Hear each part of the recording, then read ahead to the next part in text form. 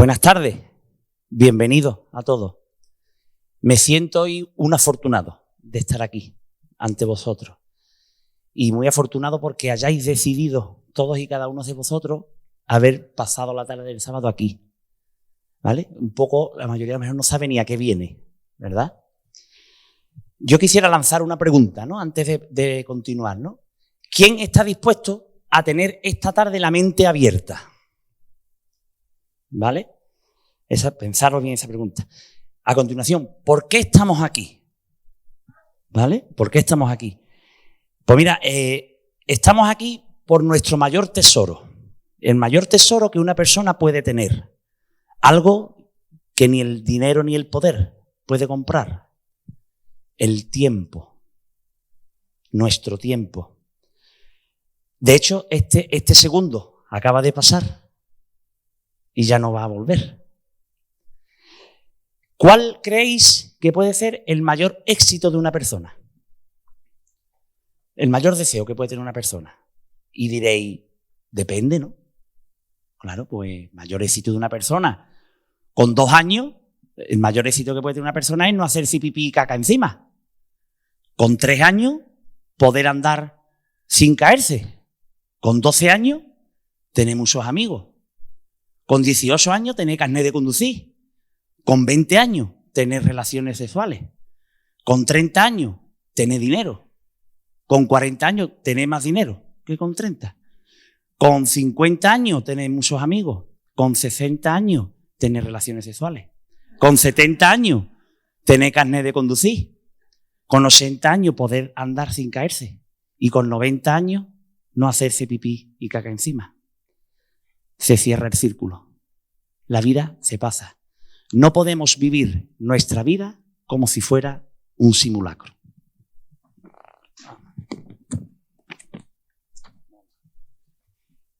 No malgastéis vuestro tiempo. No lo malgastéis. ¿Cómo se malgasta el tiempo? El tiempo se pierde viviendo en la queja, viviendo en el rencor, viviendo en el qué dirán. En definitiva, viviendo en el odio. Ninguno de nosotros somos lo que la gente dice que nosotros somos.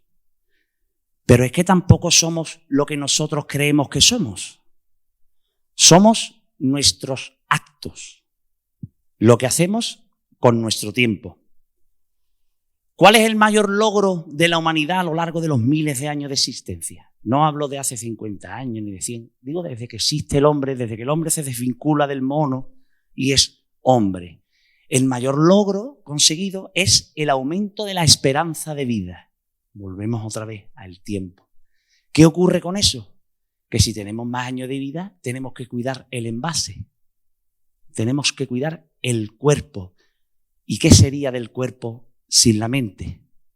Buenas tardes, bienvenido a charla de crecimiento personal y de salud mental.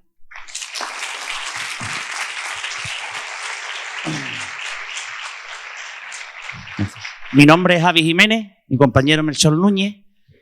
Queríamos hablar un poquito de la creación de este grupo, ¿no? Yo llevo 20 años como policía, él 25. Y este grupo, esta unidad, pues surge de la necesidad o de la observación nuestra que a raíz de atender requerimientos policiales con más de 20 años de experiencia, nos damos cuenta que detrás de cada intervención policial, a veces a priori, de inicio extraño o que llamativo. Lo que pasa es que los policías nos acostumbramos a oír cosas diariamente que si te paras a pensar y analizas no son normales. Una llamada donde hay una pelea familiar que se están pegando 2 hermanos. Una llamada donde un hijo está agrediendo a su padre o a su madre. Una madre que está llamando porque no quiere que su hijo entre en casa. Eso es muy cotidiano, más de lo que os creéis o nos creemos. ¿Dónde surge? En esa observación que hacemos los dos. Y empezamos a actuar no en la mera intervención, sino en luego separar y analizar y estudiar el por qué ha ocurrido esa a priori aberración. Y os digo esto, ¿por qué? Porque un enfermo no es un delincuente. ¿Vale?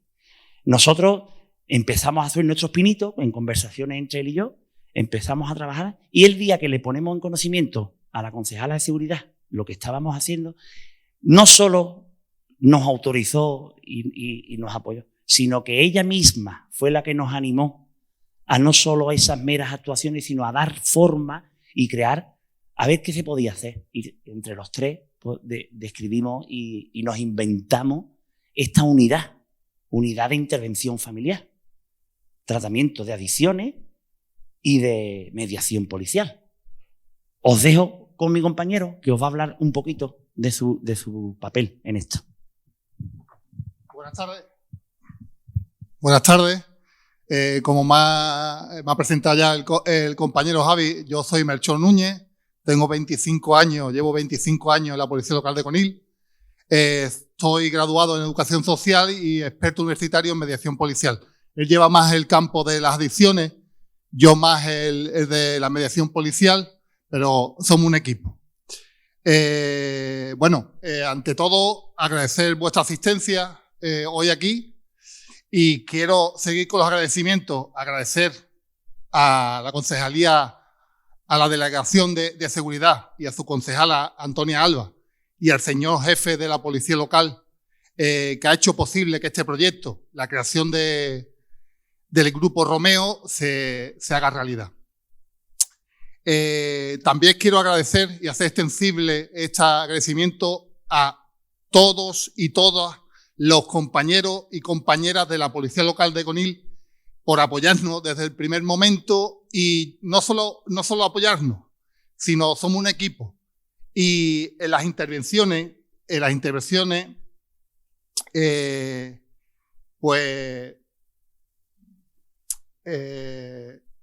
existe entre nosotros existe una comunicación continua y permanente y cuando vamos a intervenir en un conflicto, ¿vale?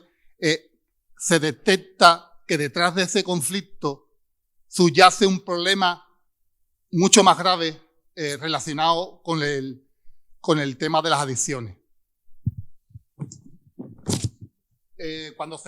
Cuando se creó el grupo, entre sus objetivos estaba promover la prevención. Una prevención a nivel integral, en todo su espectro. Prevención primaria, una prevención primaria dirigida a reducir o eliminar los factores de riesgo y evitar la adquisición de la enfermedad de las adicciones. Una prevención secundaria dirigida y consistente en detectar la problemática en estados precoces y adoptar medidas para impedir que ésta progrese. Y por último, una mediación terciaria dirigida a tomar medidas encaminadas al tratamiento y rehabilitación del enfermo. Este evento en el que nos encontramos hoy, su finalidad es sensibilizar, concienciar, impresionar, conmover sobre la enfermedad de las adicciones. Y muchos lo sabemos, cuando un miembro de la unidad familiar enferma, no solo enferma a él, sino que con él enferma toda la familia.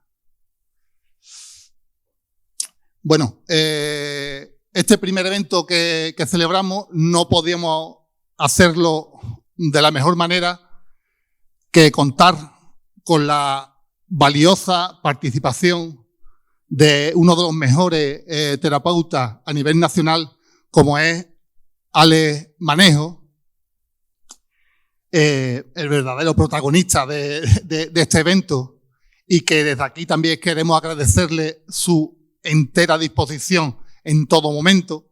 Maestro de las emociones, gurú del alma, fuerte aplauso, Alex Manejo.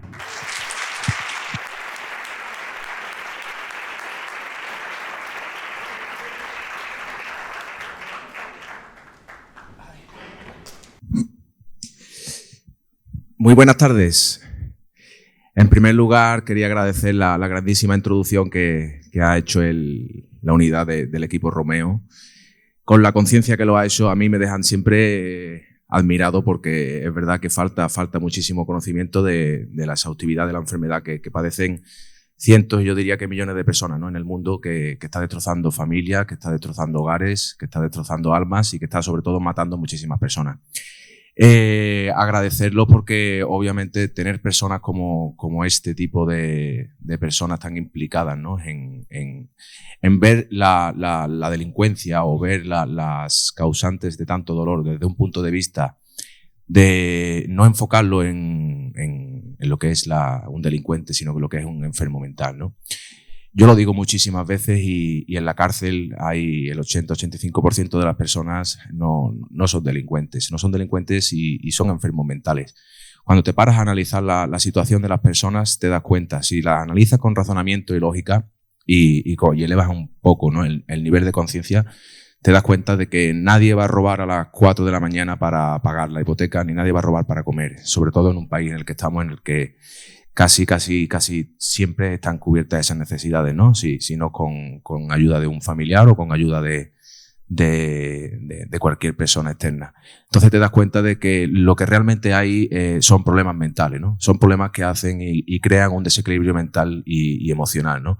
Y la importancia de esta unidad es impresionante. A mí me conmovió cuando Javi y Melchor la sacaron, porque ya a día de hoy, con el poco recorrido que lleva, yo ya puedo aseguraros que han salvado bastantes vidas, ¿no? Y cuánto vale una vida. Una vida no tiene precio.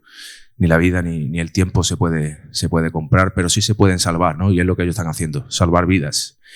Y bueno, eso era la parte del agradecimiento al Grupo Romeo. Y en segundo lugar quería yo pues presentarme, ¿no? Estaréis escuchándome y algunos de vosotros no sabréis quién soy. Yo me llamo Alex Manejo, como ha dicho Melchor y Javi, y Alex Manejo es una persona, un chaval de 31 años, totalmente normal, igual que cualquier otra persona, pero con una cosa o con algo diferente al resto, ¿no? Que padezco la enfermedad de la adicción.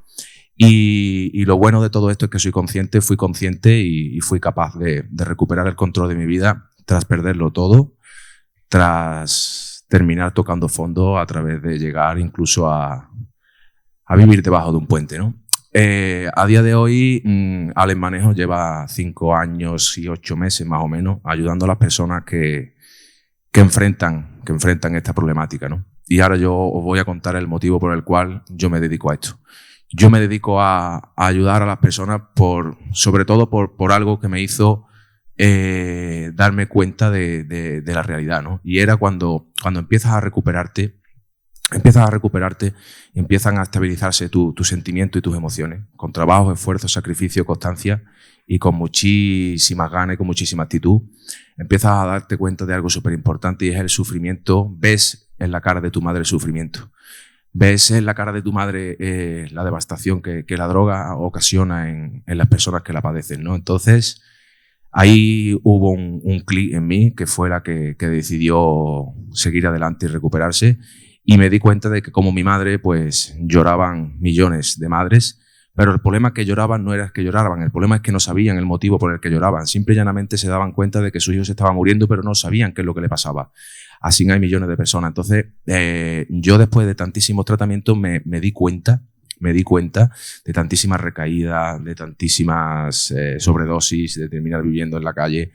Empecé a recuperarme y a través de ir recuperándome empecé a darme cuenta de que era lo que había en el fondo de todas las personas que tienen este tipo de problemas, ¿no? Y lo que me di cuenta que fue el descubrimiento que cambió mi vida, por y para siempre, por supuesto. Y cuando me di cuenta de que lo que había era una enfermedad mental, todo empezó a encajar, ¿vale? Todo empezó a encajar. Y a medida que yo iba recuperándome, cada vez que iba avanzando y evolucionando en el tratamiento, todo iba cada vez encajando más. Ya entendía el por qué hacía las cosas, ya entendía el por qué robaba, ya empecé a darme cuenta del por qué le pegué una vez a mi madre para quitarle dinero, ya entendí por qué acababa en el calabozo, ya entendí por qué tenía que ir al juzgado, ya entendí por qué acababa en urgencia, ya entendí por qué mi novia me dejaba, ya entendí el por qué abandonaba los estudios, ya entendí por qué nunca tenía dinero, ya entendí por qué nadie se quería juntar conmigo, ya entendí todo encajó, y era porque había un funcionamiento disfuncional que hacía de mí ser una persona totalmente pues no grata, ¿no? Ser un despojo humano. Yo lo llamo despojo humano porque es la realidad. Nos convertimos en despojos humanos y nos convertimos en personas que no tenemos el más mínimo valor, ¿vale? Hablando de esta enfermedad, ¿vale? Esta enfermedad podría estar hablando de ella aquí días y días, pero quiero intentar de deciros lo más importante para remover conciencias, ¿no? También quiero decir, como muchas de las personas que hay aquí que me conocen, jamás me he preparado ni una entrevista, ni un podcast, ni un Reels, ni una terapia, jamás. Todo lo que yo digo aquí es en directo y sale del alma, o sea, no hay nada preparado, ¿no? Entonces, cuando yo me di cuenta de que hay una enfermedad mental, empiezo a recuperarme, empiezo a darme cuenta de que todo había encajado, ¿vale? Cuando todo empieza a encajar, vas evolucionando, te vas dando cuenta, empiezas a darte cuenta de que la enfermedad lo primero que hace con la persona que la padece es quitarle los valores, la dignidad. Pero para quitarle los valores y la dignidad hay algo que hace antes, que es quitarle los sentimientos, anulárselos y desequilibrar las emociones. ¿Por y para qué? Pues para que le puedas pegar a tu madre. ¿Por y para qué? Pues para que puedas consumir sin ningún tipo de remordimiento. ¿Por y para qué? Para que puedas engañar, mentir, robar, manipular, extorsionar, hacer todo lo que tengas que hacer, o sea, sin ningún tipo de sentimiento, ¿no? Entonces, yo era eso, ¿no? Era eso, ¿no? Y todas las personas que cometemos ese tipo de delitos y todas esas personas que estamos en la calle, que en el fondo de todo esto que yo acabo de decir, lo que hay es un sufrimiento. Hay un sufrimiento. Las personas que padecen la enfermedad de la adicción o personas que padecen cualquier enfermedad mental que descoloque el alma y que descoloque el espíritu y que descoloque lo que es la parte emocional y sentimental, lo que realmente está sufriendo, ¿no? Entonces, me di cuenta y lo que hice fue hacer la recuperación, ¿no? Había estado en 8 centros de tratamiento de adicciones, siempre había sido el peor alumno y nunca había sido consciente, nunca había sido consciente. ¿Pero por qué no había sido consciente? Porque el enemigo estaba dentro de mí y el enemigo era el que hacía que no fuera consciente nunca. Ese era el que hacía que nunca me diera cuenta de que tenía un problema. O sea, cuando pensamos que un adicto es un delincuente, es mala persona, es un vicioso, te puedo asegurar que nadie quiere estar ahí. O sea, una persona que le pega a su madre no le quiere pegar. Por eso es una enfermedad, ¿vale? Es una enfermedad porque las bases naturales del ser humano tienen asentadas bases que, por ejemplo, tienen cerca del respeto, ¿no? Son valores asignados a la persona que en el momento en que tú ves cómo esa persona ataca a la persona que le ha dado la vida, en el momento en que tú ves que esa persona se sale de la ley, cuando tú ves que esa persona empieza a funcionar mal solo por y para encontrar la satisfacción del colocón, de la dopamina instantánea, te das cuenta de que es una persona que no está bien. Entonces, eso es una enfermedad mental que entra, desequilibra y desvirtúa la realidad por completo. Es verdad que salir de la droga no es fácil, para mí es lo más difícil que hay en el mundo, ¿no? Y os voy a explicar por qué es lo más difícil que hay en el mundo que salir de la droga. Cuando termino de recuperarme en el 8º centro, que desperté detrás de ver a mi madre sufrir y tener ese despertar espiritual en el que empiezo a tomar conciencia porque llevo un tiempo dentro de ese programa, en el último que hice, llevo un tiempo en el cual empiezo a hacer las cosas obligados por los demás, pero las hago. Y al hacerlas se estabiliza algo dentro de mí. Y empiezo a escuchar historias de otras personas que han pasado por lo mismo que pasé yo. Y empiezo a escuchar a una persona que nos está enseñando que también había pasado por lo mismo que había pasado yo. Entonces algo encaja. Digo, aquí hay algo raro. Todos nos pasa lo mismo. Cierto que nos pasa lo mismo, que todos tenemos la misma enfermedad. Cada uno con su situación, cada uno con su circunstancia, cada uno con su vida, cada uno de una clase, cada uno de una forma, cada uno de una madre, de un padre. Pero lo que es la sintomatología era siempre la misma. Entonces digo, hostia, yo no soy el único. Entonces, yo no soy ningún delincuente, yo soy un enfermo mental, porque empecé a darme cuenta y a tomar conciencia. Me empecé a dar cuenta de que lo que yo hacía lo hacía muchísimas más personas, pero no solamente en ese centro, sino a nivel nacional. O sea, a nivel nacional no, a nivel mundial. Había centros por todo el mundo donde se trataban personas como yo, que tenían un problema de coordinación, de razonamiento, de ética, de lógica, de moral, y personas que habíamos perdido los valores, y todo eso se englobaba en que teníamos la enfermedad de la adicción. Cuando empiezo a despertar conciencia, empiezo a ver cómo empieza a funcionar esa enfermedad dentro de mí. Cómo empieza a funcionar y cuando llega el día que yo estoy en una terapia y estoy con mi madre y empiezo a verle la cara por primera vez en mi vida a mi madre y le veo el rostro de sufrimiento que tiene por tener a su hijo en el 8º centro, a punto de morirse, a punto de perder su vida, desquiciada, sin saber qué hacer conmigo, me doy cuenta y digo, hostia, empiezo a ver la realidad. Empieza mi enfermedad a desactivarse a través de hacer el trabajo que me tocaba hacer, ¿no? Empieza a desactivarse y cuando se empieza a desactivar empiezo a sentirme bien. A medida que empiezo a sentirme bien, empiezo a ver con realidad y empiezo a ver con conciencia. Tomo conciencia de lo que me está ocurriendo. Al tomar conciencia de lo que me está ocurriendo, puedo empezar a actuar, ¿no? Ya empiezo a decir y a hacer. A decir y hacer. Lo mismo que digo, hago. Lo mismo que hago, digo. O sea, ya empieza a haber un razonamiento. Ya empieza a haber un poco de madurez en mí. Entonces decido recuperarme y decido convertirme en el mejor alumno, ¿no? De haber sido el peor alumno, de haber terminado pegándole a mi madre, de haber terminado viviendo en la calle, de haber terminado en los calabozos. Decido convertirme en el mejor alumno.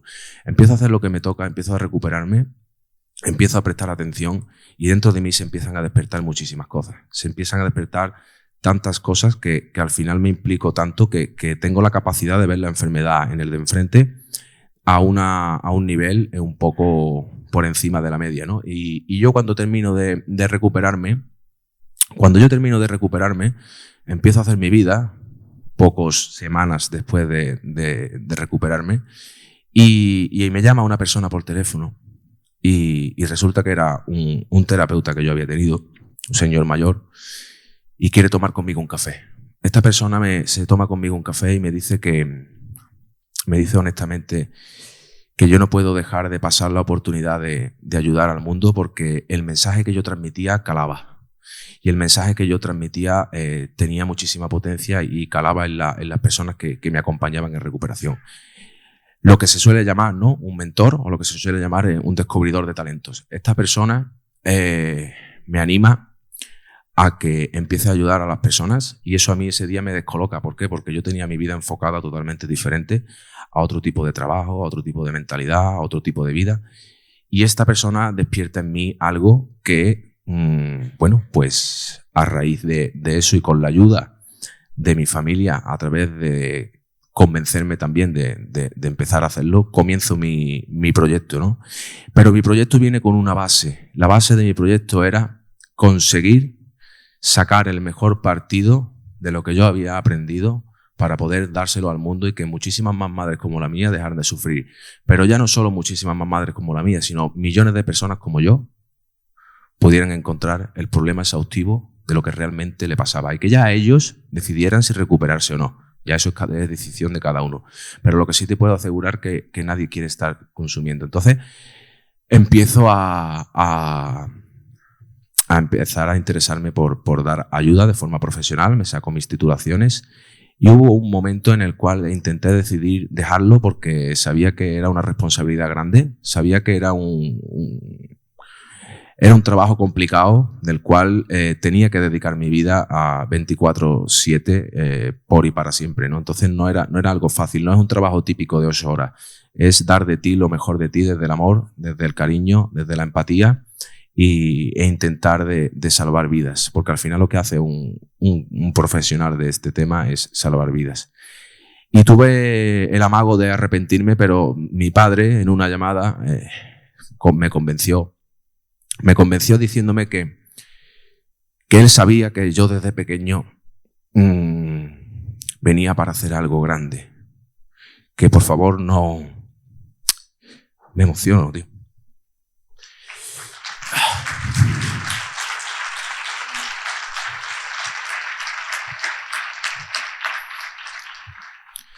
Era una llamada y mi pensamiento de dejarlo, ¿vale?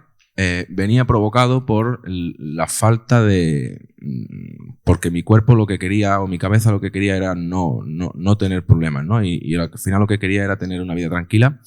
y adaptarme a la comodidad bueno, lo que cualquier persona llega a conseguir, ¿no?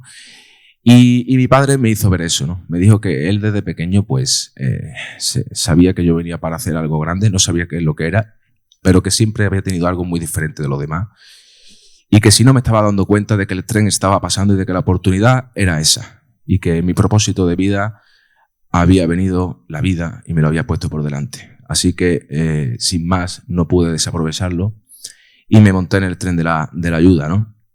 Me monté en el tren de la ayuda y a día de hoy pues hemos tratado muchísimas personas. Aquí hay un montón de personas que han recuperado el control de su vida con nosotros.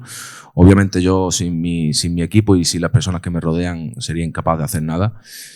Y bueno, después de tantísimo tiempo con la clínica física decidimos lanzar el mensaje al mundo a través de la forma online y a través de dar conferencias y a través de dar pues este tipo de charlas, ¿no? Porque al final esto no es solo la droga, que es lo que quiero empezar ahora a contar, sino esto es algo muchísimo más profundo. Y bueno, estamos lanzando el mensaje al mundo, estamos despertando conciencia y como se suele llamar, ¿no? Como lo hemos llamado, se llama removiendo conciencias. Y bueno, y ahora voy a empezar a contar cuándo llegaron las drogas a mi vida, ¿vale? Esto es súper curioso y se vais a extrañar cuando diga el día en que llegaron las drogas a mi vida. El día que llegaron las drogas a mi vida fue el día que yo nazco, el 9/12/92. El día de mi nacimiento llegaron las drogas a mi vida. Para entender esto que voy a decir hay que ser muy consciente y estar muy atentos, ¿vale? Y hay que abrir bien el oído para que entre bien el mensaje. ¿Por qué llega la droga a mi vida? Porque nazco en un país en el cual la cultura, la ideología y la forma de vida que hay es del consumo de sustancias.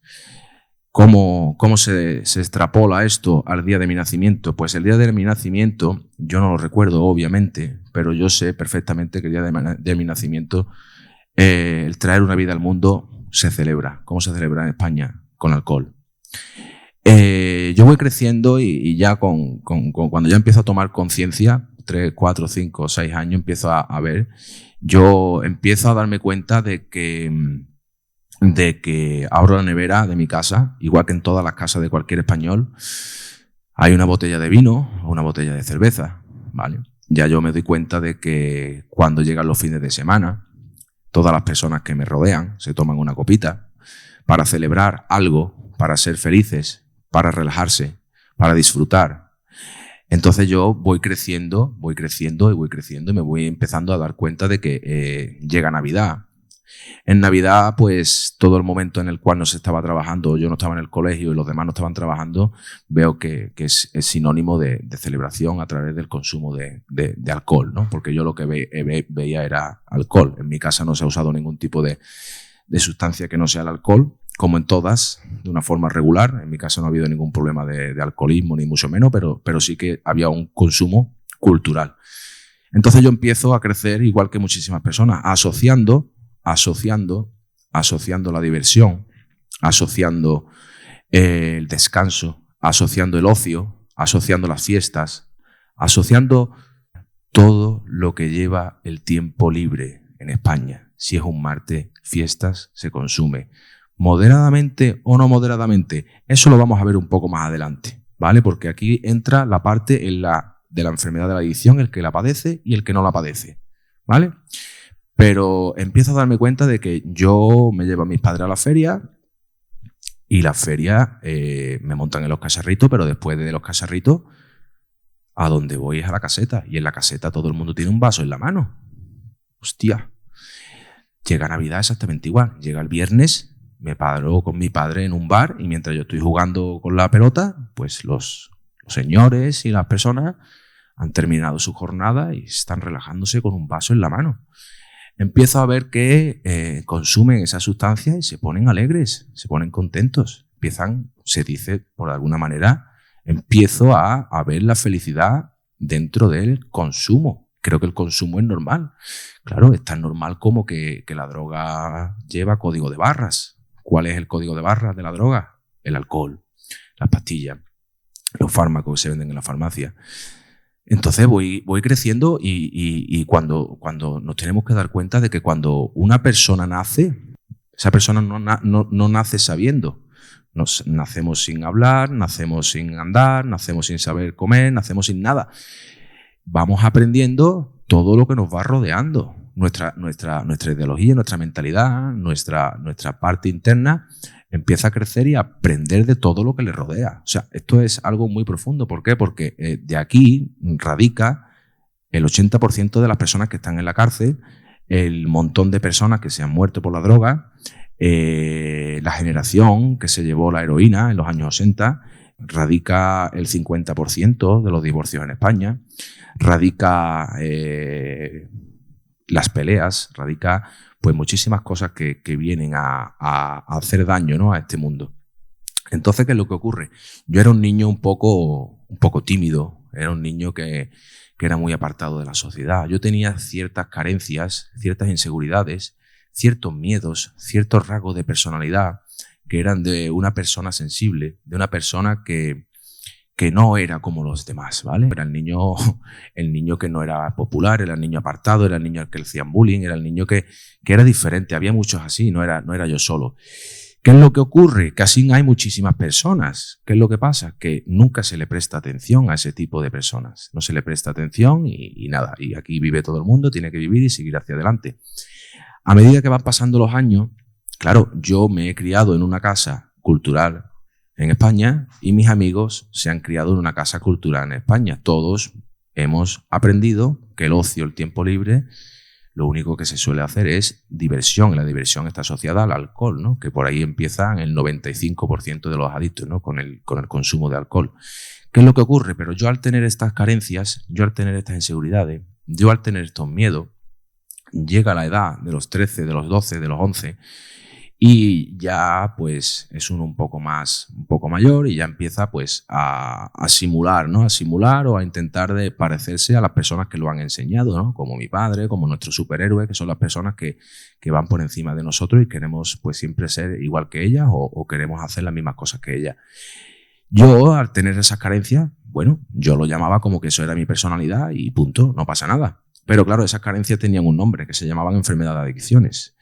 Y ahora explicaré el significado de enfermedad de adicciones con la predisposición genética. Yo en el momento en el cual ingiero la primera dosis, entra una sustancia en mi cuerpo que tiene una psicoactividad, que genera una alteración en mi cerebro y produce un placer. Ese placer lo vamos a explicar. Ese placer lo extrapolamos a valentía, a euforia, a seguridad, a confianza, bueno, pues a todo ese tipo de rasgos que hacen que yo me convierta esa misma noche en una persona que puedo hacer cosas que no podía hacer antes. Yo en ese momento no soy consciente, pero mi subconsciente y mi instinto de supervivencia sí. Al darse cuenta, mi instinto de supervivencia y mi subconsciente, de que ha entrado una sustancia que ha tapado todas esas carencias, todas esas inseguridades, todos esos miedos, quiere repetirlo la semana que viene. Claro, quiere repetirlo, pero culturalmente yo entiendo de que entre semana no he visto nunca a nadie consumir o no he visto a nadie abusar de las drogas porque solamente se usa en el ocio o en el tiempo libre. Pero ya empiezo a darme cuenta de que lo que estoy deseando es de que llegue el fin de semana para salir y consumir, salir y consumir, salir y consumir. Claro, cada vez que yo consumo, esas carencias se tapan. Me convierto en algo mucho más poderoso, en algo que le puedo entrar a la chica que me gusta, que puedo hacer cosas que me hacen ser más popular, puedo enfrentarme a las personas que me hacían bullying o puedo hacer cosas que hagan crear en mí. Entonces, asocio el consumo como algo positivo, que eso es lo que nos pasa al 99,9% de los españoles, porque el 99,9% de los españoles hemos probado la droga. Y siempre en mis terapias levanta la mano alguien y me dice, yo no. Y le digo, sí. Tú en Navidad has tomado champán con las uvas. Ah, bueno, pero eso no es droga. Sí, señora, eso sí es droga. Lo que pasa es que tiene código de barras, pero el alcoholismo es la droga más dura que existe y es la que más familias rompe. Entonces, al final, te das cuenta de que el 99,9% de España, vamos a hablar de España porque obviamente esto es casi en el mundo entero, pero nuestra cultura es la que tenemos y es de la que yo más sé. Entonces, te das cuenta de que hay un embudo que todos tenemos que pasar por ahí. Todos estamos abocados a consumir algún tipo de sustancia en algún momento determinado de nuestra vida. Todos. Una copita, una cervecita, una caladita, un porro más atrevido, ya una rayita, los que son más atrevidos todavía. ¿Qué es lo que ocurre? ¿Qué es lo que ocurre? Que cuando esta persona tiene la enfermedad de la adicción, somos un tipo de personas que también tenemos que pasar por ese embudo, por el que pasan las personas que no tienen la enfermedad. Entonces, cuando pasamos por ese embudo, se generan los adictos, se generan los drogadictos, los alcohólicos. Hay una serie de personas que no tienen esa enfermedad y al no tener esa enfermedad, pues obviamente no van a sufrir las consecuencias de ella, sino van a hacer un uso porque lo usan de forma recreativa y en la cual no les crea una necesidad o una dependencia a volver a usarla, sino que lo hacen cuando quieren, paran cuando quieren y la usan de una forma responsable y, como he dicho antes, la enfermedad te quita la dignidad y los valores. En este tipo de personas, no. En este tipo de personas consume cuando pueden consumir y no consume por encima de sus responsabilidades. Sí, obviamente en la edad de la juventud y de la juventud, sí que es verdad que muchísimas de estas personas han abusado de las drogas.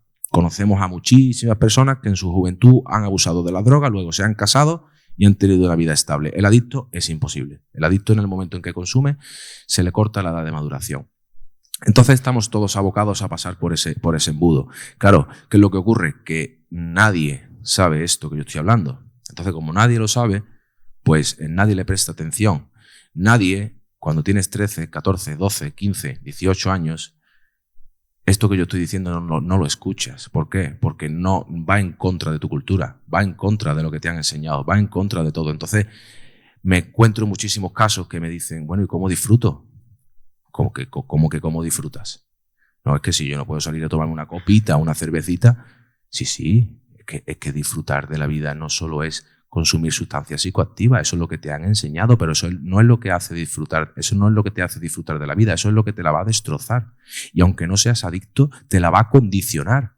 Porque aunque no seas adicto y no se te genere la enfermedad y no se te vaya, por decirlo de alguna forma, a la cabeza, el consumo de sustancias psicoactivas va a hacer una alteración en tus emociones, mayor o menor, y va a generar en ti un camino. Vas a coger un camino en el cual vas a empezar a desarrollar tu vida a través del consumo, con gente que consume, vas a tener ciertas resacas, vas a invertir cierto tiempo y vas a invertir cierto dinero. Obviamente te va a condicionar la vida por muy poco que las uses. Si no las usas, esos fines de semana, esa cantidad de horas, puedes invertirla en estudiar, puedes invertirlas en viajar, puedes invertirla en hacer deporte, puedes hacer 1.000.000 de cosas. Entonces, cuando hablamos de la enfermedad de la adicción, lo que quiero que sepáis es que no tiene nada que ver con las drogas. El problema de los adictos no son las drogas, es el por qué usamos la droga, ¿vale? Ahí es donde está el problema. Y eso es cuando veáis a una persona que está padeciendo de drogas y que está consumiendo, que es un drogadicto. Yo siempre pienso, y lo primero que se me viene a la cabeza es, pobrecito, ¿de qué está escapando? ¿Qué lástima de me da? ¿De qué necesita evadirse? ¿Vale? ¿Qué le pasa? ¿Qué le pasa? Pues le pasa que no está bien. Y al no estar bien necesita evadirse de su propia realidad.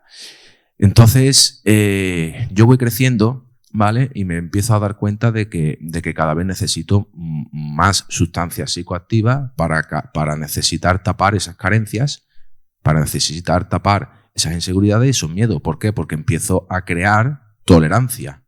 Tolerancia quiere decir que cuando te tomas una copa, después necesitas 2 y después necesitas 3 y cada vez, para sentir el mismo efecto, cada vez necesitas consumir más, ¿vale? Entonces llega el punto en el cual empiezas a hacer y a consumir cada vez más y ya empiezas, en vez de consumir el sábado, empiezas a consumir el viernes, sábado y domingo, empiezas a consumir el jueves, el viernes, sábado y domingo, empiezas a consumir más y cada vez más y cada vez más y cada vez más. Porque cada vez más se empieza a desarrollar la enfermedad. Es una enfermedad evolutiva y la enfermedad va evolucionando desde el primer consumo hasta que te quita la vida.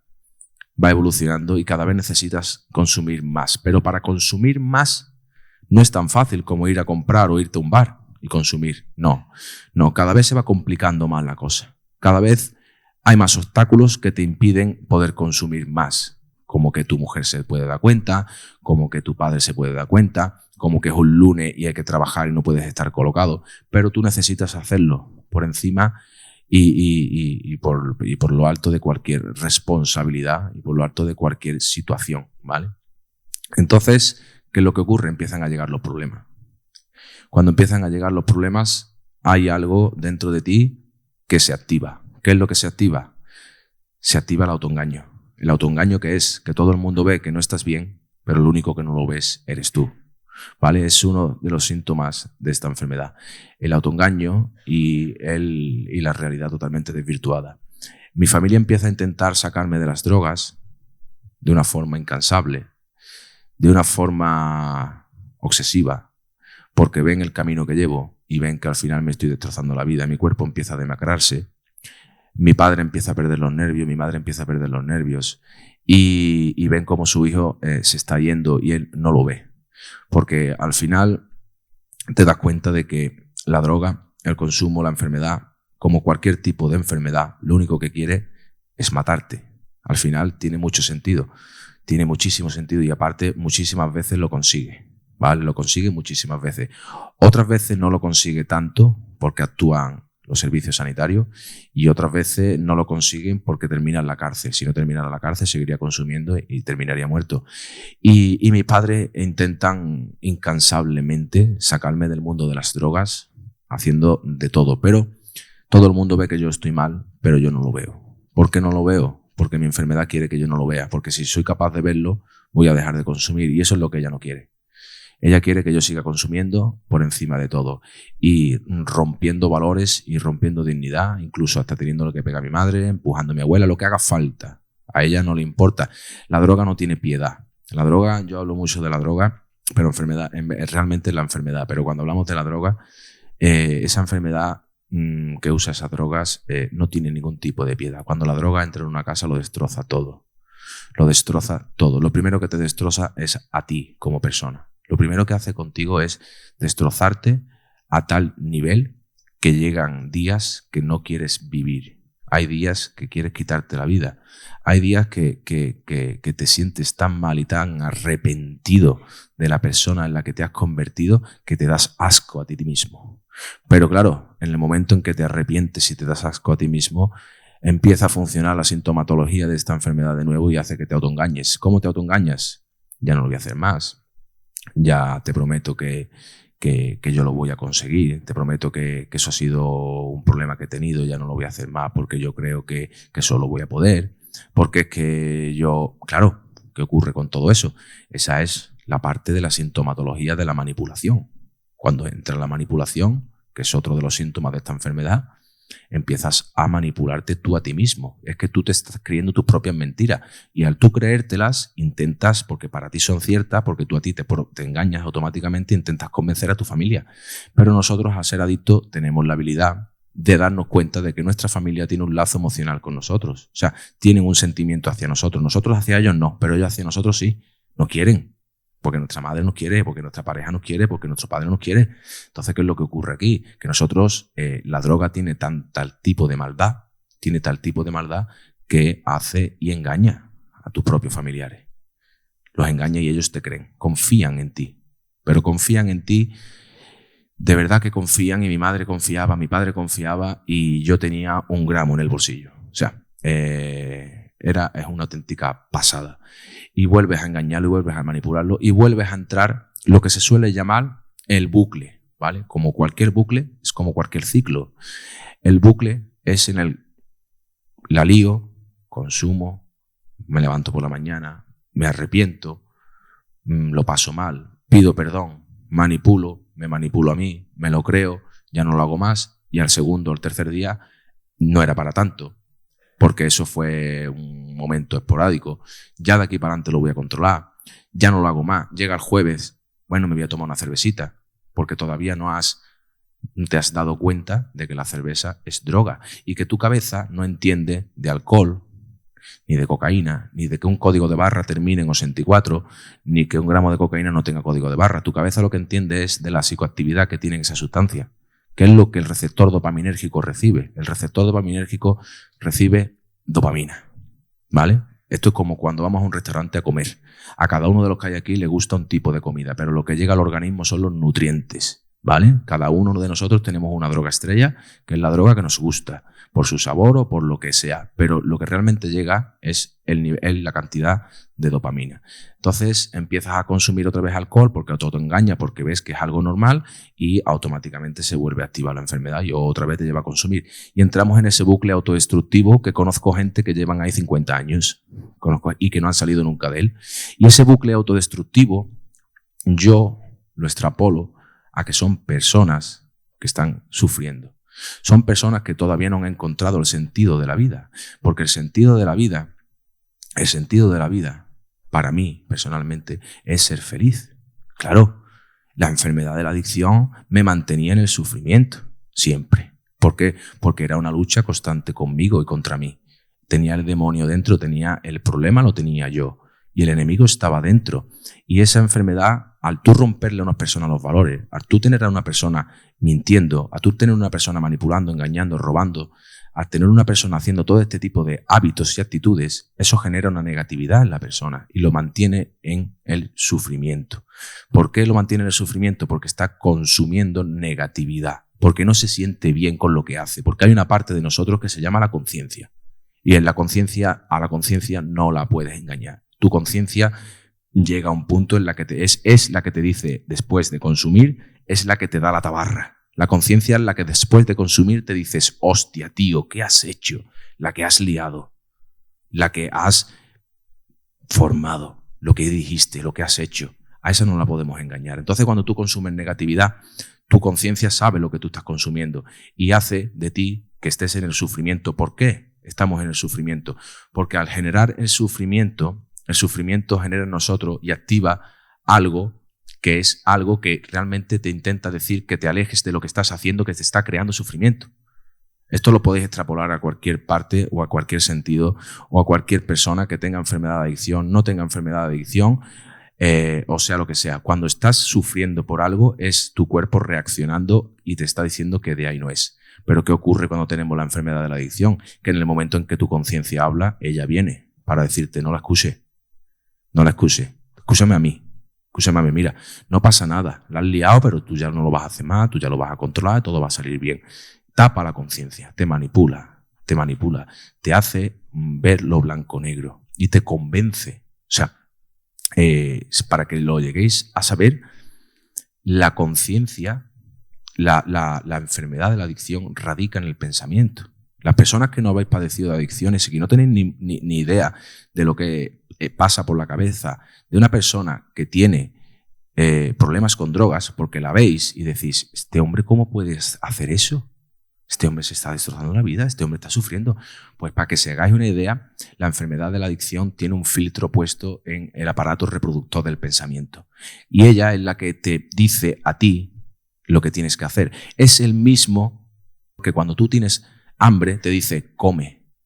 ¿Cómo no creerte tu pensamiento? Si es y actúa por el mismo canal que el que te dice cuando tienes hambre, come.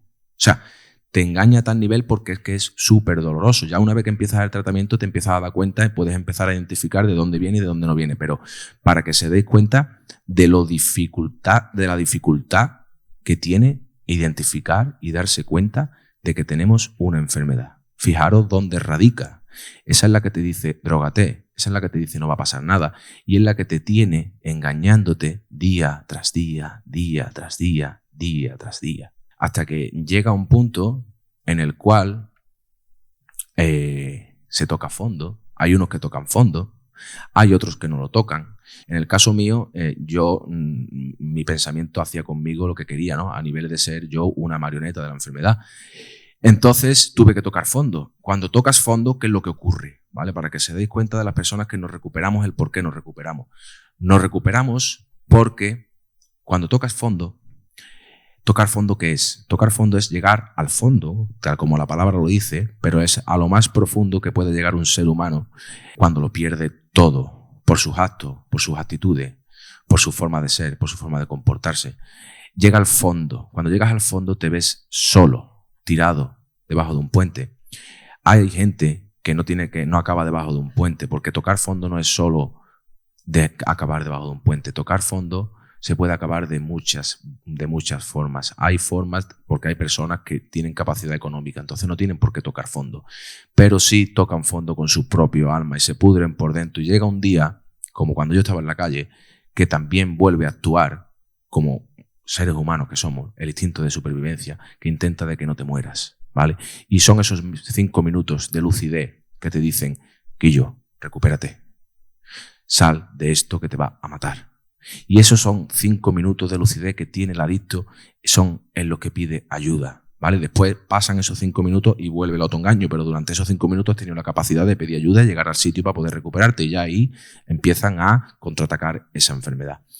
Entonces, analizando la situación, quiero que lleguéis a entender, ¿no?, de dónde radica la enfermedad de la adicción. Y las personas que padecemos de esta problemática tenemos el receptor del pensamiento, el reproductor, perdón, del pensamiento desvirtuado por una enfermedad mental que lo único y exclusivamente que quiere es matarte, ¿vale? Eso es lo que quiero que entendáis. Y una vez que empiezas a recibir tratamiento, te empiezas a dar cuenta en la trampa en la que te había metido tu propia cabeza. O sea, es una auténtica locura, porque empiezas a darte cuenta del por qué hacías las cosas, del cómo, del dónde, del motivo. Y es un auténtico descubrimiento. Y cuando yo descubro 3 pilares fundamentales que son los que manejan esta enfermedad: el ego, la prepotencia y la maldad, ¿vale? ¿Qué es lo que ocurre con esto? Que a día de hoy hay muchísimas personas que también actúan con el ego, con la prepotencia y con la maldad. ¿Qué es lo que ocurre? Al no tener la enfermedad de la adicción no acaban tomando drogas. Nosotros sí. Utilizamos esto para consumir drogas y tener la justificación para justificar lo injustificable de llegar a poder consumir sin sentirnos mal. Entonces te das cuenta de que el antídoto contra esta enfermedad es todo lo contrario a estos 3 pilares que acabo de decir, que es actuar y aprender a vivir desde el amor. Cuando empiezas a vivir desde el amor, empiezas a hacer un descubrimiento de una parte de ti que esa enfermedad no te había dejado que descubrieras nunca, ¿vale? Entonces, pero esa parte de ti, cuando empiezas a vivir en el amor, empiezas a dejar de sufrir. Cuando empiezas a dejar de sufrir y empiezas a canalizar y a gestionar tus emociones, tu enfermedad se empieza a desactivar. Cuando tu enfermedad se empieza a desactivar, empiezas a tener momentos de sensaciones, disfrutas de pequeños placeres y empiezas a ver con realidad y con claridad lo que realmente es la vida, ¿no? Y empiezas a darte cuenta y a tomar conciencia de dónde vienes, de dónde has venido y de dónde has estado metido, que no has tenido ni la mayor idea, ¿no? Cuando los adictos que estamos en recuperación y que no hemos recuperado hablamos de fechas de nacimiento, la fecha de nacimiento del adicto es el día que entra en tratamiento. Nosotros contamos los años por años de recuperación, no por los años del carnet de identidad. Los años del carnet de identidad al final lo usamos para los cumpleaños convencionales y poco más. Y cuando te das cuenta de eso, tiene su significado. Tú tienes su significado porque tú cuando llegas a un centro de tratamiento de adicciones hay que matar lo que ha estado operando y manejando tu vida durante todo ese tiempo, ¿no? Y cuando tú matas eso, naces de nuevo. O sea, yo siempre lo digo, yo morí en un centro de tratamiento de adicciones y volví a nacer en un centro de tratamiento de adicciones. Porque en el momento en el que tú empiezas a desaprender todo lo que has aprendido mal desde el día en que naces, empiezas a darte cuenta y a aprender de nuevo, y el funcionamiento de la vida es totalmente diferente, que ahí es donde entra la parte del crecimiento personal. El tratamiento de adicciones es un tratamiento basado en la enfermedad de la adicción, pero a través del crecimiento personal. Te empiezas a dar cuenta de lo que realmente es la felicidad, algo que la sociedad nos había engañado y nos había dicho que la felicidad estaba en drogarse, en irse a la feria a bailar y a consumir, en tener mejor coche que el vecino, en tener mejor casa que el vecino. Entonces íbamos en una espiral obsesiva y compulsiva por tener más y más que el de al lado y consumir y disfrutar a través del consumo. Y empiezas a darte cuenta que es todo lo contrario. Esas son cosas que generan a lo mejor bienestar, pero donde realmente radica la enfermedad de la adicción y donde realmente radica la problemática de todo lo que yo estoy diciendo es en que te hace ser infeliz. Y el hacerte infeliz hace que busques con más frecuencia el consumo para intentar ser feliz. Entonces al final es la pescadilla que se muerde la cola. Te das cuenta de que para poder ser feliz hay que desaprender todo lo que has aprendido mal y hay que volver a aprender. ¿Cómo se aprende? Quedándote contigo, sin nada, por y para ti, durante un tiempo, y alguien enseñándote a que al final, para tú poder llegar a la plenitud, tiene que tener paz sin nada, sin necesitar absolutamente nada. Esa es la base de cualquier adicto que se recupera. Tiene que llegar a tener la necesidad de no sentir absolutamente necesidad por nada. Y cuando tú llegas a esa parte, empiezas a comprender el verdadero sentido de la vida, y ahí es cuando empieza a descargarse lo que se suele llamar la droga que yo consumo a día de hoy, que es la dopamina natural. La dopamina natural es la dopamina del deber cumplido, es la dopamina del tener la conciencia tranquila, es la dopamina que te da el trabajo, el esfuerzo y el sacrificio de luchar por algo y conseguirlo, siempre haciendo el bien, sirviendo al mundo, siempre haciendo cosas que aporten valor y siempre haciendo cosas positivas. Es ahí donde empieza a generarse en ti esa parte de vivir en el amor. Cuando empiezas a vivir en el amor, ¿qué es lo que es vivir en el amor, señores? Vivir en el amor es vivir totalmente todo lo contrario a lo que al ego, a la maldad y a la prepotencia. Vivir en el amor es agradarle el día a alguien, sonreírle a una persona, ayudar a una persona mayor a que cruce un paso de peatones. Eso es vivir en el amor. Esos son símbolos, son síntomas, son hábitos que enriquecen el alma porque son cosas positivas. Al igual que las negativas te pudrieron y te llevaron a tocar fondo, las positivas son esas. Y esas son las más bonitas. El llamar a tu madre y decirle, mamá, te quiero. Para eso te llamaba nada más, para decirte que te quiero, que gracias por darme la vida. Esas son cosas que te enriquecen el alma. Esas son cosas que te hacen tener valor, porque son cosas que impactan en los demás. Y como tú impactas en los demás, es como los demás te van a ver. Y si los demás te ven con valor, al final tú te sientes con valor, te sientes agradecido como estoy yo aquí hoy. Súper agradecido de que estéis escuchándome y que yo os esté dando este tostón. Pero creo que os va a servir porque, aunque creáis que no, ya el estar aquí escuchándome hoy, a mí, decir estas cosas, no os mantiene en otro sitio que os puede empeorar la vida, como los bares que están hoy todo el día llenos, que son personas que están consumiendo sin ningún tipo de sentido, vaciando una serie de recipientes en la cual hay un líquido que es psicoactivo, que lo único que va a proporcionar es dopamina artificial momentánea, pero que como consecuencia va a romper lazos neuronales y va a generar algún tipo de daño, porque al final metemos en un cuerpo tóxico. Y al meter tóxico, por muy uso que hagas y no hagas abuso, siempre va a ser malo.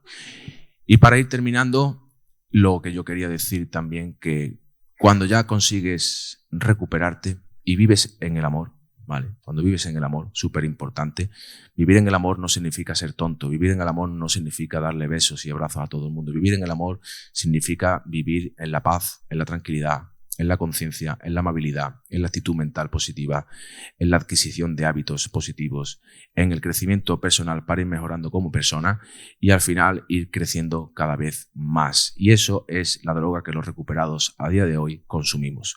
Son drogas que, si te das cuenta, proporcionan felicidad.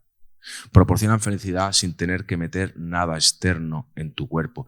Y son drogas que al final consumes y te generan una paz duradera. No son drogas que mañana vas a tener resaca ni te vas a arrepentir de nada, sino que mañana te vas a sentir aún mejor.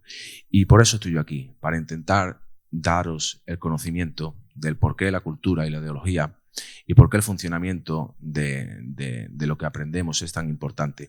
Porque ahí radica el 80% de las personas que están en la cárcel, las personas que se mueren y los psiquiátricos están llenos por adquirir ese tipo de hábitos que generan esa toxicidad en nuestra mente, generan daño, sufrimiento, agonía y hacen de nuestra vida una vida, en vez de ser una vida de película o una vida de felicidad, es una vida de drama, de sufrimiento y de pasarlo absolutamente mal. Y como bien ha dicho nuestro compañero Javi, ese hábito tan negativo y tan destructivo que hacemos, que nos mantiene en el sufrimiento, no solamente nos hace sufrir a nosotros, sino hace sufrir a nuestro entorno.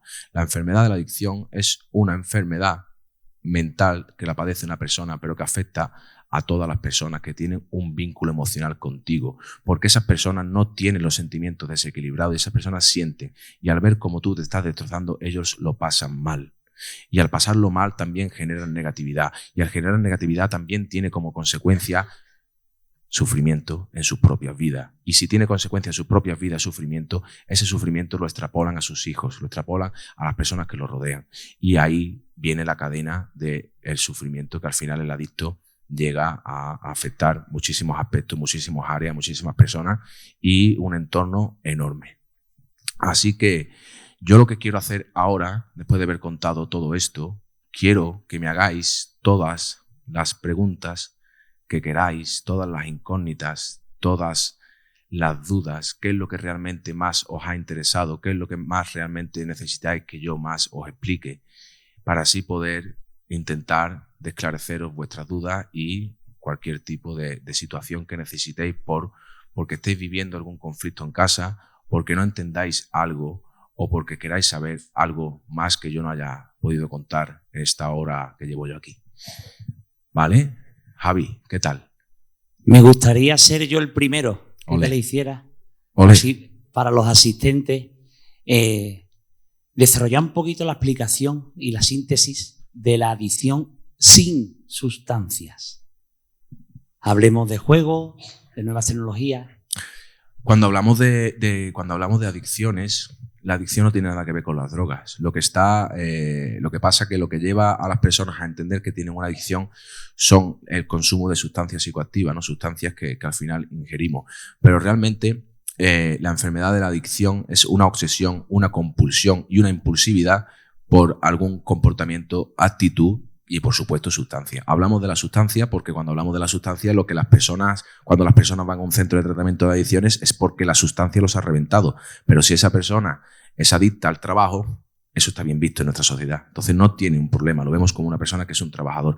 Pero al final la enfermedad de la adicción son el uso inadecuado de cualquier actitud, comportamiento o sustancia. La ludopatía es de las adicciones que más daño generan a nivel mundial. Y yo todo lo que hablo, lo hablo desde lo que he vivido. ¿Por qué? Porque cuando tú consumes alcohol, llega un punto en que te emborrachas y te acuestas, aunque eso genera un sufrimiento, pero con un simple botón, un ludópata puede consumir una casa entera. Entonces, al final, ¿cuál es más peligrosa? Una o la otra. Al final, la ludopatía, el sexo, las compras compulsivas, cualquier situación, sustancia o cualquier comportamiento o actitud que haga de tu vida una vida ingobernable y que pongas esa actitud o comportamiento por encima de tu mujer, tu familia, y que para poder hacerla necesitas engañar, mentir y en muchos casos robar, tienes un problema de adicciones. Buenas tardes. Yo te quería hacer una pregunta. Estoy totalmente de acuerdo con una afirmación que has dicho, y es que las cárceles están llenas de gente que están allí porque tienen un problema mental que les ha llevado a delinquir. Pero yo soy abogada de profesión, soy penalista y lo veo eso pues diariamente en los juzgados. Y me encuentro diariamente a lo mejor a un chaval en un calabozo que no es consciente ni siquiera de dónde está porque trae una problemática, pero lo que me encuentro arriba y tengo que consolar es a una familia. ¿Hay alguna herramienta? ¿Hay algo que la familia pueda hacer para propiciar ese fondo, para que ese chaval pueda coger la mano y pueda...? Yo hablo muy honesto y yo siempre digo la verdad. Y hay una cosa que mata más que la droga, y lo digo a boca llena, que es la familia. La familia mata más que la droga. ¿Por qué? Porque la familia, cuando le dice lo que tiene que hacer para que esa persona sea consciente y pueda ponerse en tratamiento, no lo hace. Pero después sí quiere que el paciente se ponga en tratamiento. Claro, quieres que el paciente lo haga, pero la parte de responsabilidad que a ti te toca, tú no la haces. ¿Por qué? Porque te duele y es tu hijo. Más le duele a él tener que enfrentarse a sus propios pensamientos. Yo cuando veo a lo que tú me acabas de comentar, eso pasa en muchísimos casos. Estamos dándonos cuenta de que he estado hablando una de las partes de la sintomatología, que es la mentira y el autoengaño. Claro, eso pasa en muchísimos casos y la persona no lo ve, pero la familia sí lo ve. Y si la familia tuviera el conocimiento exhaustivo del funcionamiento de la enfermedad, lo primero que tiene que hacer es enfermedad. Cuando tú tienes cualquier tipo de enfermedad, ¿qué haces? Ir al médico, ¿verdad? Y haces lo que te dice el médico, ¿verdad? Exactamente, ¿no? Pues esto es exactamente igual. Si tú tienes un problema de adicción, tú tienes que entender que tiene tu hijo o tu familiar o tu pareja tiene una enfermedad y tienes que ir a un profesional. Y este profesional lo único que va a intentar hacer, porque cuando una persona no quiere recibir ayuda, es una persona que tiene totalmente la realidad desvirtuada. Este profesional, a través de ciertas técnicas, lo que va a intentar generar es un choque de realidad para que encontrar esos minutos de despertar, que son esos 5 minutos de lucidez, que son los que me han llevado a mí a recuperarme, a través de ciertas técnicas, porque no hay manera. Tú no puedes dialogar con un adicto en negación. Tú no puedes intentar convencer a nadie que no se quiere tratar. Eso es imposible. Pero si tú, al final, el adicto vive en un autoengaño, vive en una mentira, vive en una nube que no es real, cuando tú le quitas lo que realmente proporciona el consumo al adicto, ahí es cuando se choca con la realidad. Cuando tú dejas de sostenerlo, porque las madres, por eso he dicho que hay algo que mata más que la droga, que son la familia, las madres y los padres tienen un amor y un vínculo emocional por esa persona. Entonces intentan de sacarle las castañas y eso lo que hace es mantener la agonía. Tú tienes que quitar y dejar que se choque. Cuando dejas que se choque, llegan esos 5 minutos de lucidez y son los que hacen que tú empieces a darte cuenta y a tomar conciencia del problema que tienes y de que necesitas salir de ahí. Pero mientras la familia no entienda esto, el adicto va a sacar y va a exprimir al máximo hasta que no puedan más los familiares. Y esa es lo que yo diría.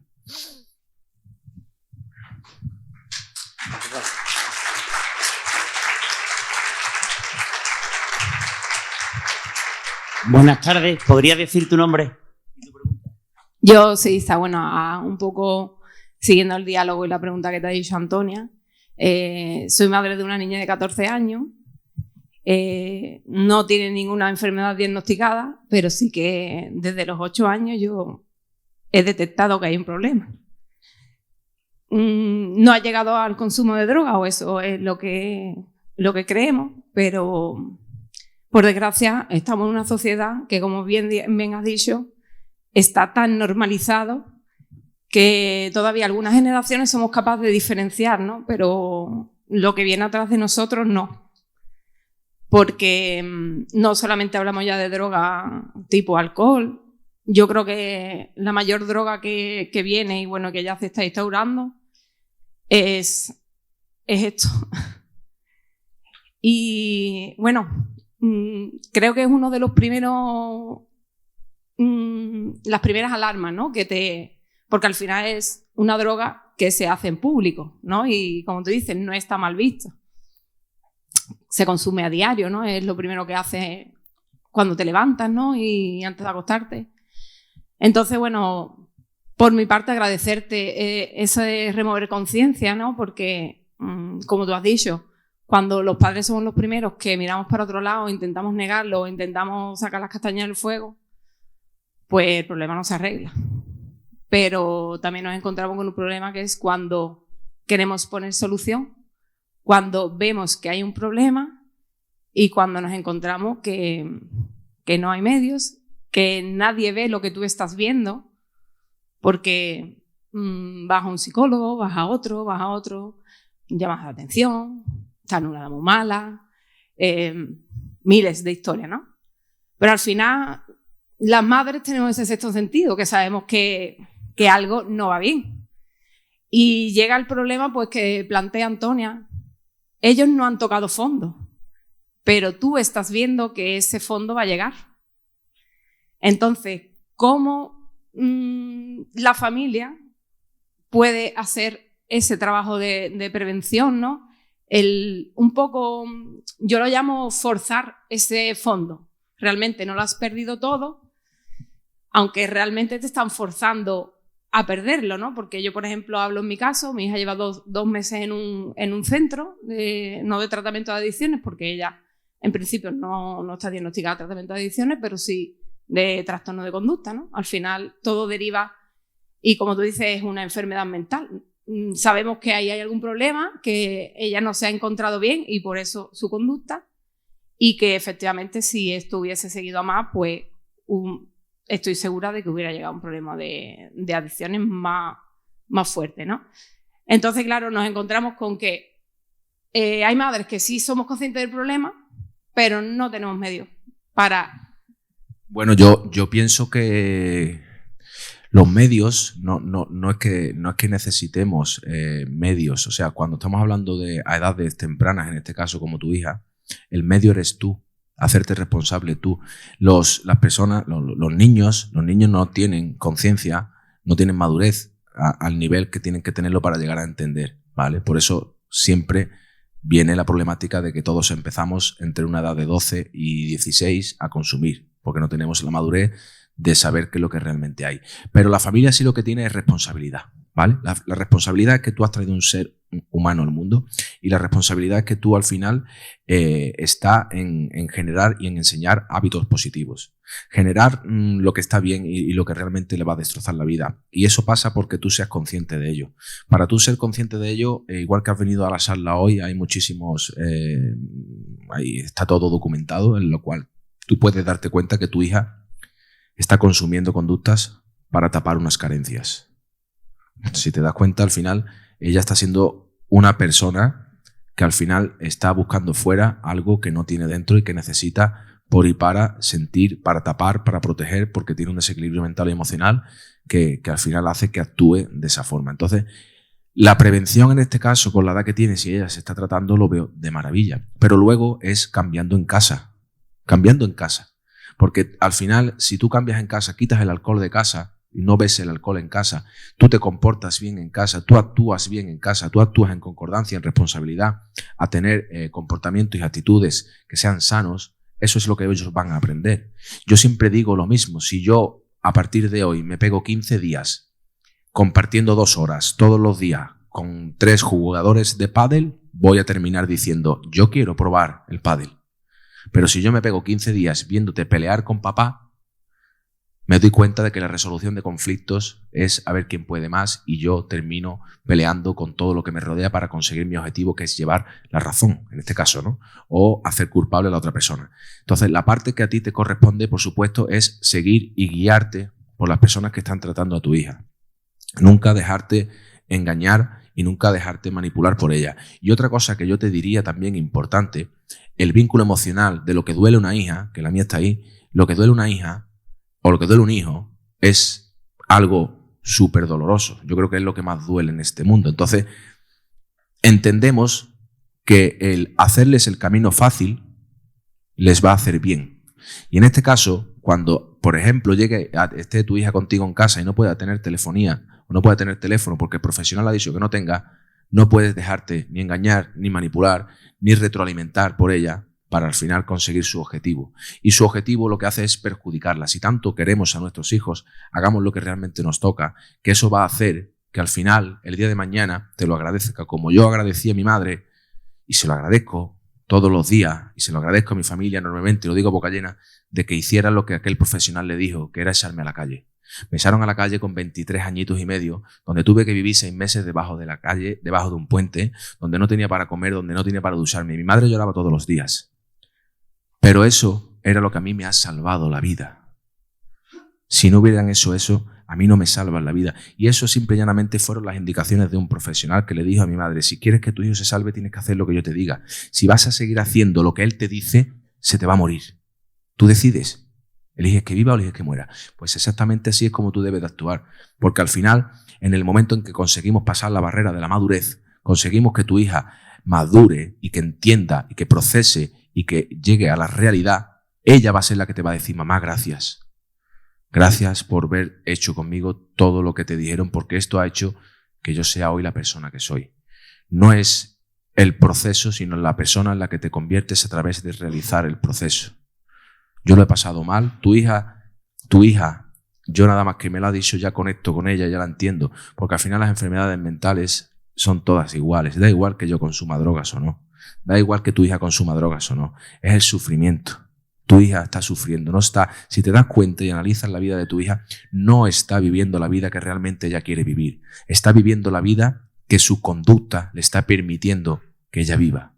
Y realmente esas conductas le están trayendo sufrimiento, entonces no está siendo feliz. Pero te puedo llegar a asegurar una cosa, que ella lo único que quiere, o lo último que ella necesita es a una madre que se venga abajo. Ella lo que necesita es que la madre no llore y que la madre entienda y acepte que su hija tiene un problema. No es malo, no es el problema, sino lo que haces con él, ¿vale? No es malo que tu hija tenga un problema, porque tu hija tiene un problema, la mía tiene otro y todo el mundo puede llegar a tener un problema. Entonces no podemos rendirnos, sino tenemos que seguir, persistir con constancia, con esfuerzo y con sacrificio hasta conseguir. Y cuando consigamos, disfrutaremos del placer de que una madre ha conseguido llevar a su hija a un estado de felicidad, porque al final eso es lo que quiere una madre, que su hija sea feliz.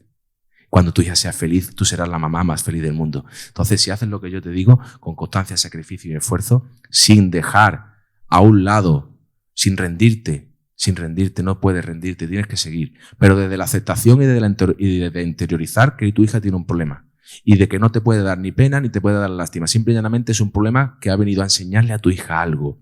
Y ese problema, igual que vino a mí, la adicción, a tu hija la va a hacer más fuerte. Y ese problema que tu hija tiene, al final, si es capaz de superarlo con la ayuda de su familia, la convertirá en una persona extraordinaria. Y esa persona extraordinaria habrá pasado por una batalla que muchas personas no han tenido la capacidad de pasar, como tuve yo. Y eso hará que tenga una vida diferente. Eso hará que tenga una vida de plenitud, porque ha tenido que enfrentar batallas que nadie ha tenido que enfrentar. Yo tuve que estar desde los 13 o 14 años hasta los 24, que es la etapa más feliz de cualquier persona, donde se viaja, donde se tiene novia, donde se está de fiesta, donde se va para arriba a la universidad. Yo la pasé de centro en centro, de calabozo en calabozo, de hospital en hospital. Pero eso hizo que yo perdiera esa etapa tan bonita y una de las más bonitas del ser humano. Pero eso a mí me hizo aprender un valor incalculable y eso ha sido mi fortuna a día de hoy, de lo que estoy eternamente agradecido. Yo soy tu hija. Si tu hija llega a este punto, te va a decir lo mismo que te estoy diciendo yo. Gracias.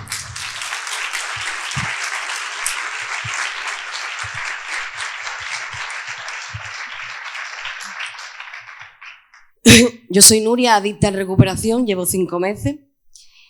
Enhorabuena. Mi terapeuta es Javier Ortiz y no tuve la posibilidad de hacer mi tratamiento de 1 año y medio porque mi familia económicamente no se lo podía permitir. Entonces, yo he visto gente en el centro que ha entrado por no entrar en la cárcel, que ha entrado porque su mujer no lo dejara, que ha entrado por... Y yo entré porque yo ya tenía tal ingobernabilidad y tan impotencia de consumir y no sabía por qué, que me vi que me moría. Entonces, ahí creo que es lo mejor que he hecho en mi vida. Mi madre lo ha intentado a los 14, a los 15, a los 16 y lo he hecho ahora a los 36.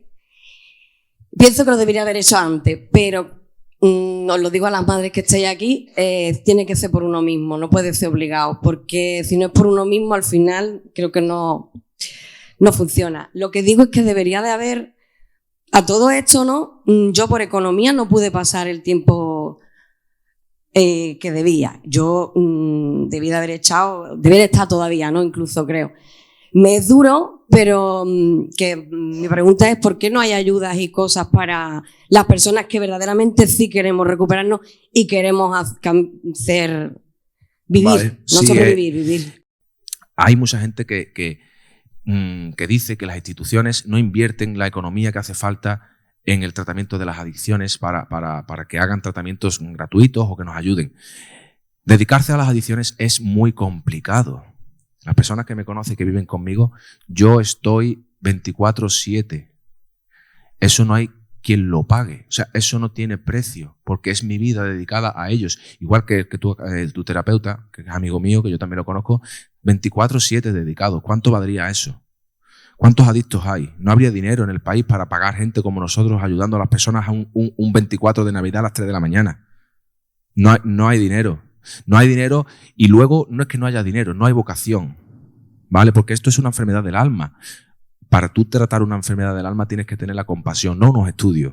Por supuesto, los estudios te avalan a que puedas tratar a esas personas, como tengo yo, pero lo que realmente necesitas es tener cariño, empatía, dedicación y vocación. Y de eso no hay. Hay muchos futbolistas, hay muchos tenistas, hay mucho de todo, pero el enfrentarse al ayudar a las personas que tienen un problema mental, no hay tanta.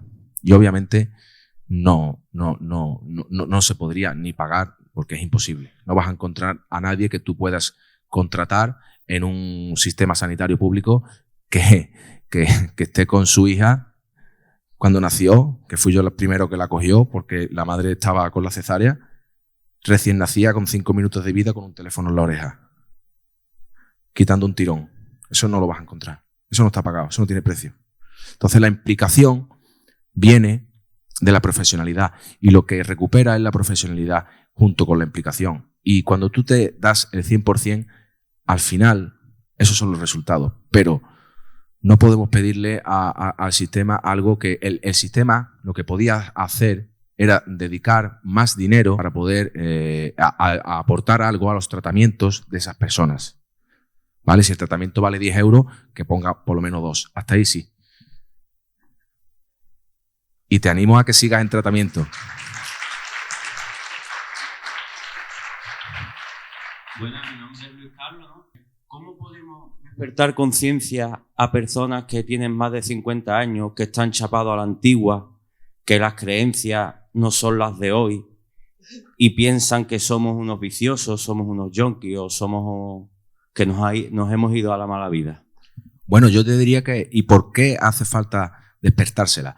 Yo siempre digo que el que tiene que tener esa conciencia es el adicto. Cuando yo me recupero yo a mí, o cuando yo estoy en recuperación y yo identifico mi propia enfermedad, a mí lo que piense el de al lado me da igual. A mí lo que piense mi madre o me dice mi padre me dan exactamente igual. Al final, a una persona, yo lo digo mucho, pero no lo digo porque esté científicamente demostrado, sino porque lo he demostrado yo, me lo demuestro yo a mí. A partir de 45 años para arriba, es súper complicado hacerle entender algo relacionado con la salud mental a cualquier persona. Muy complicado, súper complicado. Tiene que ser una persona que se haya desarrollado como persona, que sea abierta, que haya tenido una vida a través de lectura y a través de ser avispada con la ambición de conocer aspectos de la vida que no tiene, ¿no? Pero cuando estamos hablando de una persona de 45 para arriba, eso es súper complicado, súper complicado y lo vivimos cada día, ¿no? Le dices a un paciente, a la madre de un paciente, le dices, por favor, que no vea cupones, no le dejes el teléfono. Y lo primero que hace cuando sale por la puerta es darle el teléfono. Entonces, no llegan a enterarse. Entonces, aquí lo único que se puede llegar a hacer es pasar la responsabilidad a ti, al adicto. El adicto es el que tiene que tener la conciencia de que es su vida la que tiene que salvar. Y es su vida la que él tiene que recuperar. Y que mi madre no lo entienda, mi padre no lo entienda, mi novia no lo entienda, o el vecino no lo entienda, me tiene que dar exactamente igual. Porque siempre nos hemos comparado con los demás. Siempre hemos sufrido por lo que opinan los demás. ¿Cuántas veces o cuántas personas no van a un centro de tratamiento de adicciones porque el qué dirán? ¿Cuántas veces el que dirá el vecino? ¿Cuántas veces hemos intentado consumir porque el de enfrente consume? Y si ese consume, ¿yo por qué no voy a consumir? ¿Qué problema tiene ese que no tenga yo? O sea, ¿qué problema hay aquí? Entonces, muchas veces el crecimiento del tratamiento pasa porque pongas el foco en ti. Y cuando pones el foco en ti, te tiene que empezar a dar igual hasta lo que diga tu novia. O sea, hasta la persona más cercana a ti que no quiera adquirir el conocimiento de la enfermedad que tú tienes o que tiene el familiar o que tienes quien tenga que tenerlo, hasta a esa persona le tienes que poner los límites y tú tienes que seguir haciendo lo que a ti realmente te toca. Porque realmente tu vida es la que está en manos de la droga y es la que tienes que salvar. Porque luego, si recaes, seguro que esa persona que no lo entiende te va a juzgar. Y te va a decir, es que eres un drogata. Y eso sí te lo va a decir. Y te va a hacer daño. ¿Me entiendes? Entonces, al final, yo le diría a todos los adictos del mundo que están sufriendo a que pongan el foco en ello y que se recuperen ellos por y para tener una vida mejor ellos. Y lo que opine el de al lado, el de arriba o el de abajo, que les dé exactamente igual. Porque si empiezan a darle importancia a lo que opinan personas sin el conocimiento de lo que realmente a ellos les pasa, van a acabar muy mal.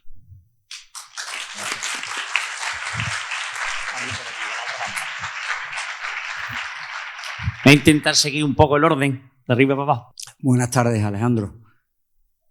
Para todos los que no me conocéis, soy Ramón Rivera. Yo quiero iniciar mi intervención única y exclusivamente en el mismo orden que ha empezado el acto, felicitando al grupo de la Policía Municipal por esta visión que han tenido, que es tan necesaria en la sociedad. Creo que terminará en poco espacio de tiempo instaurándose un grupo de estas mismas características en la mayoría de los pueblos. En segundo lugar, a la intervención a a la mención que han hecho de la concejala local. No tengo el placer de conocerla, pero es una muestra de sensibilidad en la política. Indudablemente, desde la política se pueden hacer muchas acciones que no hagan necesario siquiera tener que asistir a esos centros. ¿Por qué? Porque no habrán caído en esa enfermedad tan fatal. Eso así.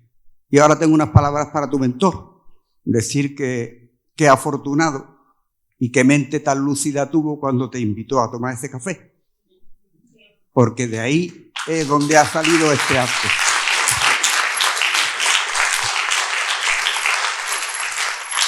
Los que estamos en cierta forma ligados a esa enfermedad, con estos tipos de actos aprendemos cómo podemos ayudar a esas personas. Con 45 años habrá personas que tengan la mente cerrada. Yo tengo 70 y en muy poco espacio de tiempo he aprendido para ayudar mucho más que en muchos años anteriores. Gracias, Alejandro. Al final lo que el movimiento Removiendo Conciencias quiere hacer, yo estoy enfocándome en despertar la conciencia de los adictos que sufren, no de los familiares, porque donde realmente radica el problema es en el adicto. Yo lo que quiero es que ellos se lleguen a dar cuenta de si tú eres capaz de recuperarte el tipo de vida que puedes llegar a tener. O sea, es una auténtica pasada si tú eres capaz de salir del infierno y eres capaz de llegar a tener una estabilidad mental, y ahí cuando llegues a tener esa felicidad la vas a valorar el doble o el triple que cualquier persona. Yo intento que con mi ejemplo y con mi vida vean ellos, cuando ven la pantalla o cuando me escuchan hablar, que ellos mismos se den cuenta de que tienen que ponerse en tratamiento. El tratamiento es lo más duro que existe porque salir de la droga es lo más complicado que hay, pero si yo he salido, tú puedes salir. Y si tú realmente quieres salir, lo vas a conseguir. Y después de poder conseguirlo, vas a tener el tipo de vida que realmente quieres vivir, no el que la droga quiere que tú vivas. Entonces, mi movimiento no va a los padres, porque los padres también, porque genera conocimientos, genera prevención, genera el saber qué es lo que realmente ocurre. Pero donde yo quiero llegar a ir es al adicto que esté sufriendo, que se dé cuenta, que reaccione y que tome acción y que no se deje engañar por ese enemigo que tiene dentro de su cabeza que le está impidiendo ser feliz, simplemente. Perdóname porque estoy un poco nervioso.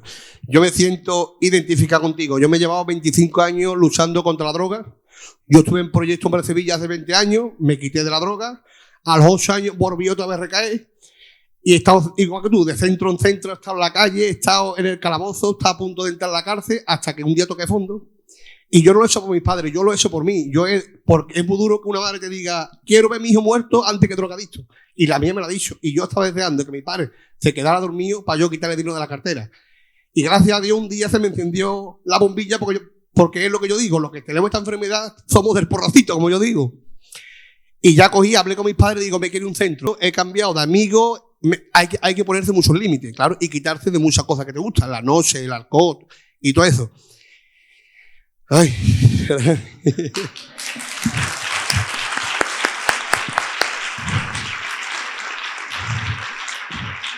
Y es lo que tú dices, esta vida que llevo yo, esto no tiene precio. De yo llegar a mi pueblo, de ver a mi madre reírse, que es lo que he dicho, que yo cogía y la había enterrado en vida. Yo estaba en un centro y mi sobrino falleció con un tumor cerebral. Y ahora cuando yo voy, y ahora me llama mi madre, niño, ¿cuándo va a venir? Y digo, mamá, cuando yo pueda. Es que no quiero otra vez pisar mi pueblo porque yo sé lo que hay. Claro, y es lo que te comentaba antes. Yo llevo ya 3 años limpio, fuera. Y yo me siento identificado porque la gran labor que tú haces, eso no está pagado con dinero. Y yo no soy terapeuta ni nada, pero yo voy cada 3 meses al centro donde yo estuve a hablar a los chavales. A lo mejor no tengo esa facilidad que tú tienes, pero el hecho de que yo vaya allí y que vean algunos, que hay compañeros que han podido salir, yo creo que eso que no tiene precio. Y a los que están intentando salir, animo a todos esos chavales que si están metidos en ese mundo, que eso no tiene, eso o bien te lleva a la cárcel o la muerte. Y darle un fuerte abrazo a todas esas madres que son las grandes sufridoras nuestras. Pero si la droga es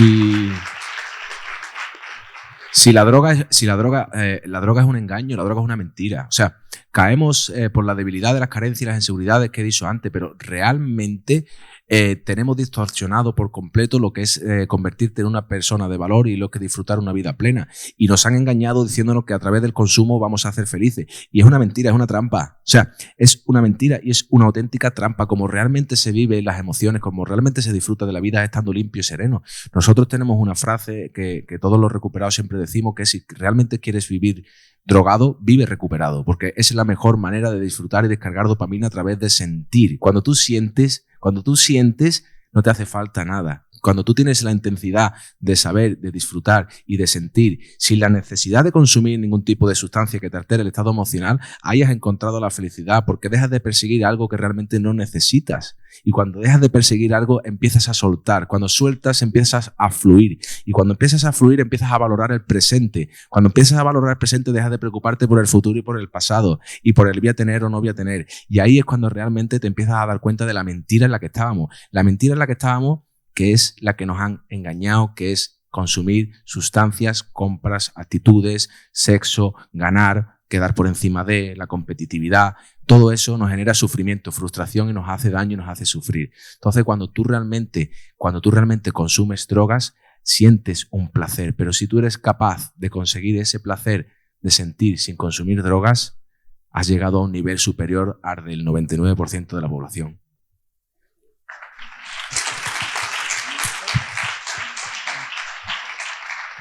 Yo tengo una preguntita. Estoy seguro que todavía las enfermedades mentales en general y en concreto la enfermedad de las adicciones están muy estigmatizadas, están muy mal vistas. Y estamos en un pueblo y esta gente, por vergüenza, por el que dirán, por sentirse juzgada, por lo que has dicho antes, qué dirá el vecino, qué no dirá el vecino.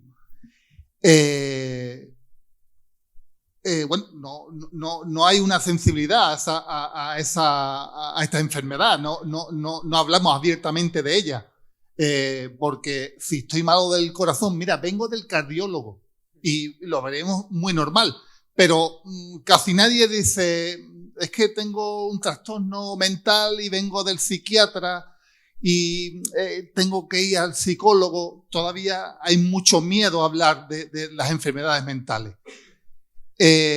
Y lo que te digo, ¿qué le diríamos a esos adictos, a esos enfermos y esos familiares que por miedo, por salir del anonimato dentro de un pueblo, por el que dirán? ¿Qué le podemos decir a ellos? Eso es algo muy sencillo.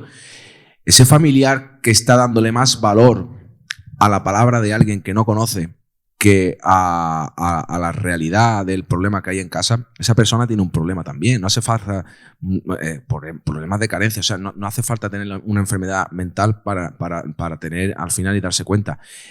Al final, si te das cuenta, yo lo digo mucho, nadie va a ir a tu casa y va a tocar la puerta y te va a decir, toma, te voy a regalar 10 céntimos. Nadie. Entonces, ¿por qué nos importa tanto la opinión de los demás? ¿Por qué nos importa tanto la realidad de lo que los demás crean o piensen? ¿Qué te quiero decir con esto? En la enfermedad de la adicción hay un problema muy grande, y es que a mí me da miedo de que mi vecino del quinto se entere que voy a recuperarme, pero no me da vergüenza que el vecino del quinto me vea pegarle a mi mujer por la noche. No me da vergüenza que el vecino del quinto me vea borracho todos los días. No me da vergüenza liarla cada 3 días, cada 5 días, y no me da vergüenza que me pare la policía y que me quite el carnet o que me lleven a un calabozo. Eso no me da vergüenza, pero después reconocer que tengo un problema, que ahí es donde está, y eso es lo que yo quiero hacer, porque al final yo lo hago abiertamente, y yo todavía no conozco a ningún adicto que haya reconocido que tiene un problema de adicción y que se haya empezado a poner en tratamiento, a que nadie le haya juzgado. Al revés, todas las personas que lo rodean y que realmente lo quieren, que es donde realmente está la importancia, le van a decir que enhorabuena y que están muy contentos con ello. Y aunque esas personas tampoco lo valoren o la gente hable, volvemos a la misma parte de la cual realmente radica mucho del odio, ¿no? Y es el por qué darle tanta importancia a lo que diga alguien que realmente ni conocemos, que realmente no sabemos ni su segundo apellido, ni que realmente nos va a aportar nunca nada. ¿Por qué permitimos que lo de fuera nos afecte tanto lo de dentro? ¿Por qué permitimos que cualquier persona, a través del mensaje, de la palabra, porque ha nacido con cuerdas vocales, tenga la capacidad de condicionar el resto de nuestras vidas? La realidad pasa porque tú tienes que cuidar de ti. Lo primero estás tú, lo segundo estás tú, y lo tercero estás tú. Lo que opine el vecino da exactamente igual.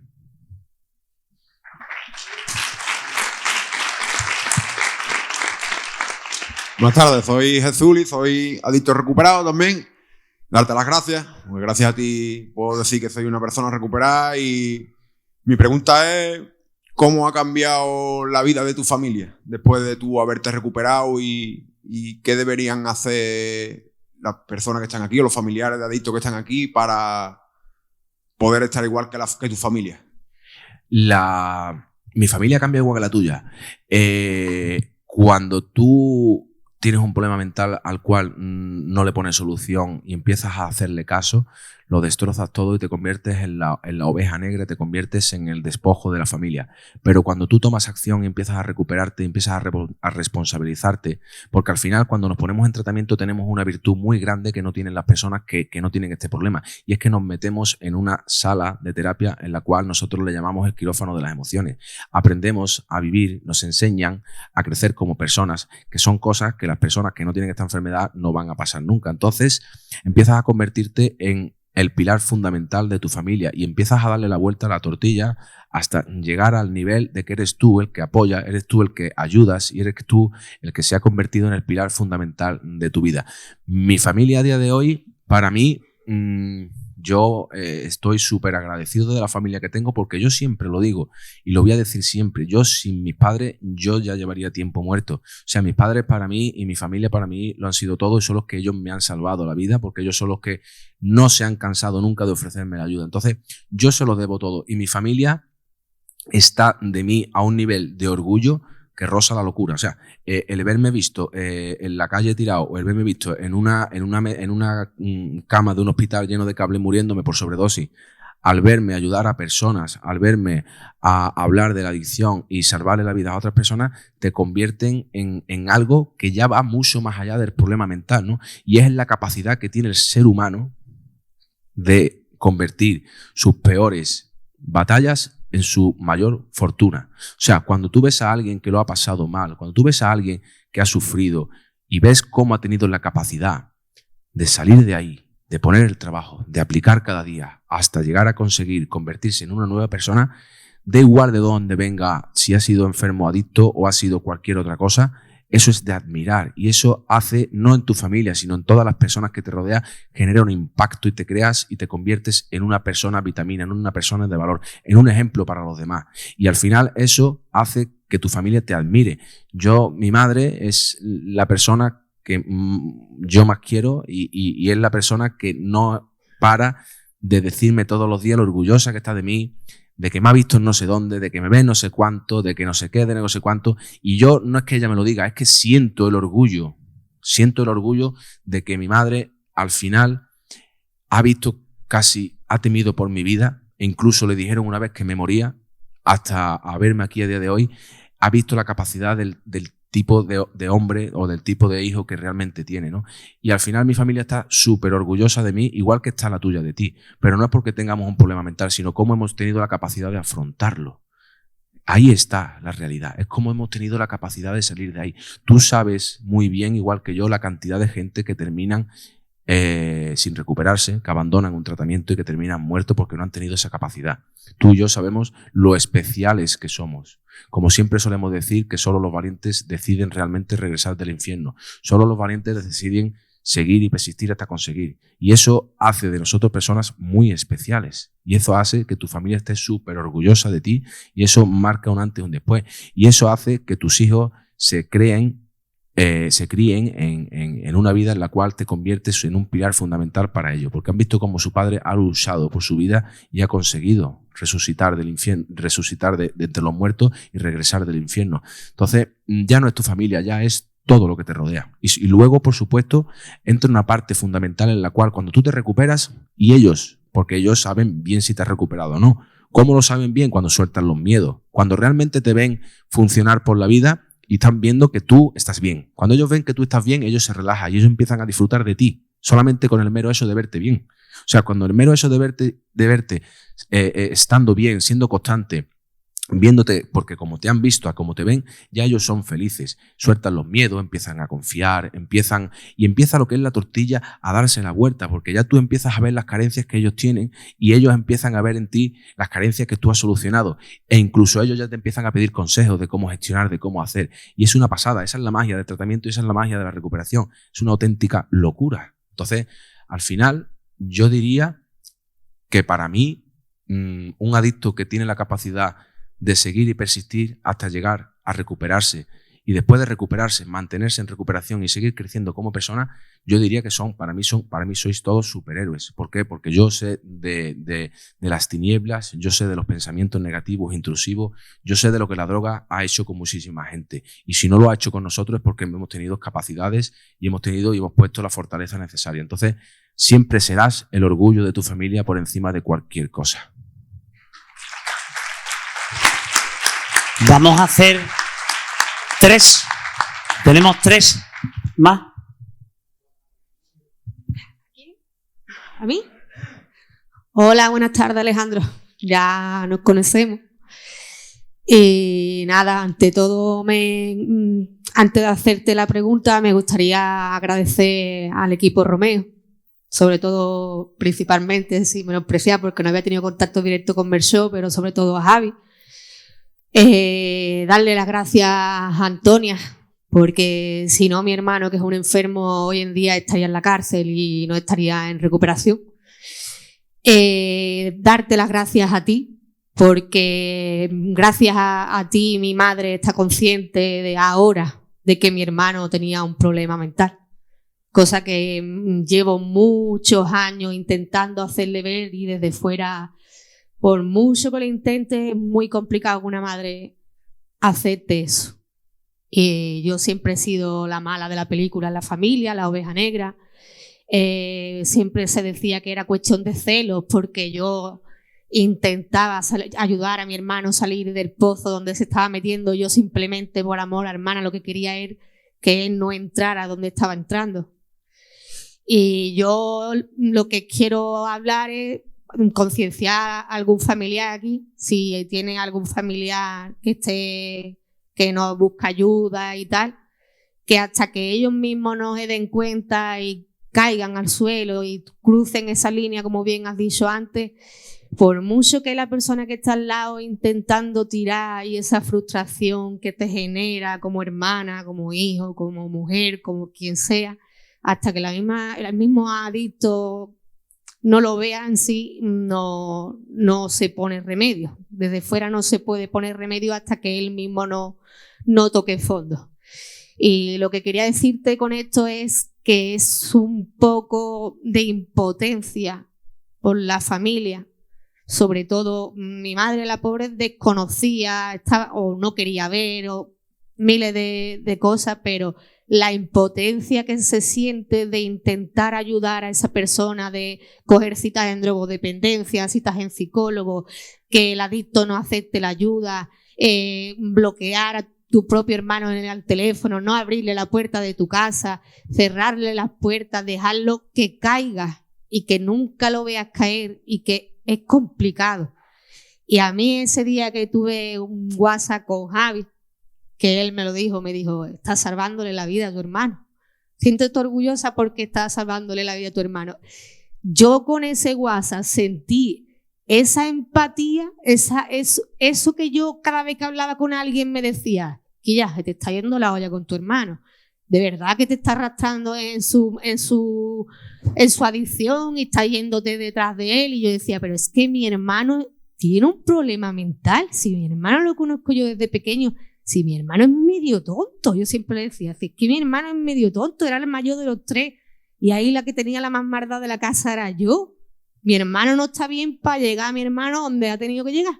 Y cuando yo hablé con Javi, y Javi me puso en contexto y me dijo, tu hermano tal, tu hermano tal, tu hermano tal, tu hermano va a salir de ahí.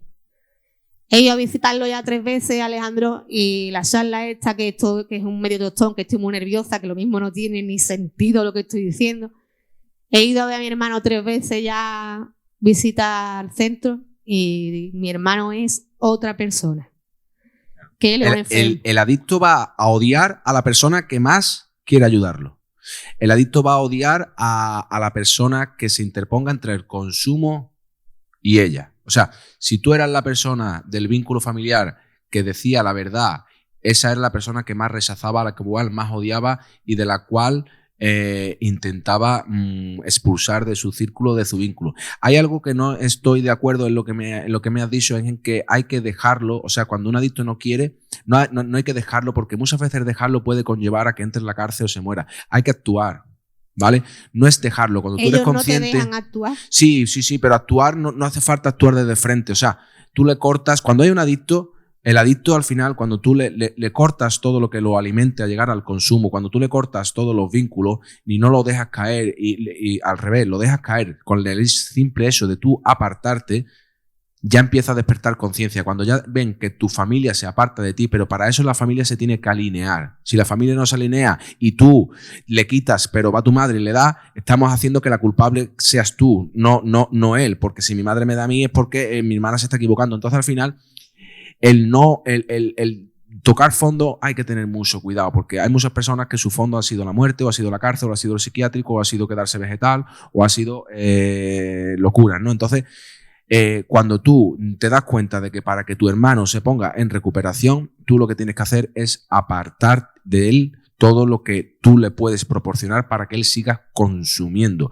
Y cuando tú alineas eso con toda la familia y hacéis un bloque de concienciación del conocimiento de la enfermedad y actuáis todos psicoeducados en el mismo camino, tu hermano tarda en caer días, semanas o incluso a lo mejor meses, pero al final termina pidiendo ayuda. Cuando vea el rechazo, cuando su enfermedad se vea acorralada, cuando su enfermedad no tenga cómo consumir, cómo alimentarse, cuando nadie le saque la castaña del fuego y él tenga esos minutos de conciencia, al final se va a dar cuenta, ¿vale? Entonces yo te daría muchísimo ánimo, te daría muchísima esperanza, pero siempre teniendo mucha conciencia que yo, si no hago lo que me toca hoy, mañana puedo consumir. Igual que estoy aquí hoy hablando de adicciones y de prevención, yo mañana puedo consumir si no hago lo que me toca hoy. ¿Qué quiero decirte con esto? Que esto no es como empieza, esto es como acaba. Sí. ¿Vale? Entonces, no que, por supuesto, confiar o disfrutar del proceso, disfrutar de los beneficios que ya estáis viendo, de empezar a recuperar a un hermano que la droga lo tenía atrapado, pero que tener muchísima paciencia y que la batalla y que la guerra no está ganada. Hemos ganado batallas, ¿vale? Así que muchísimo cuidado y con pie de plomo. Vale, gracias.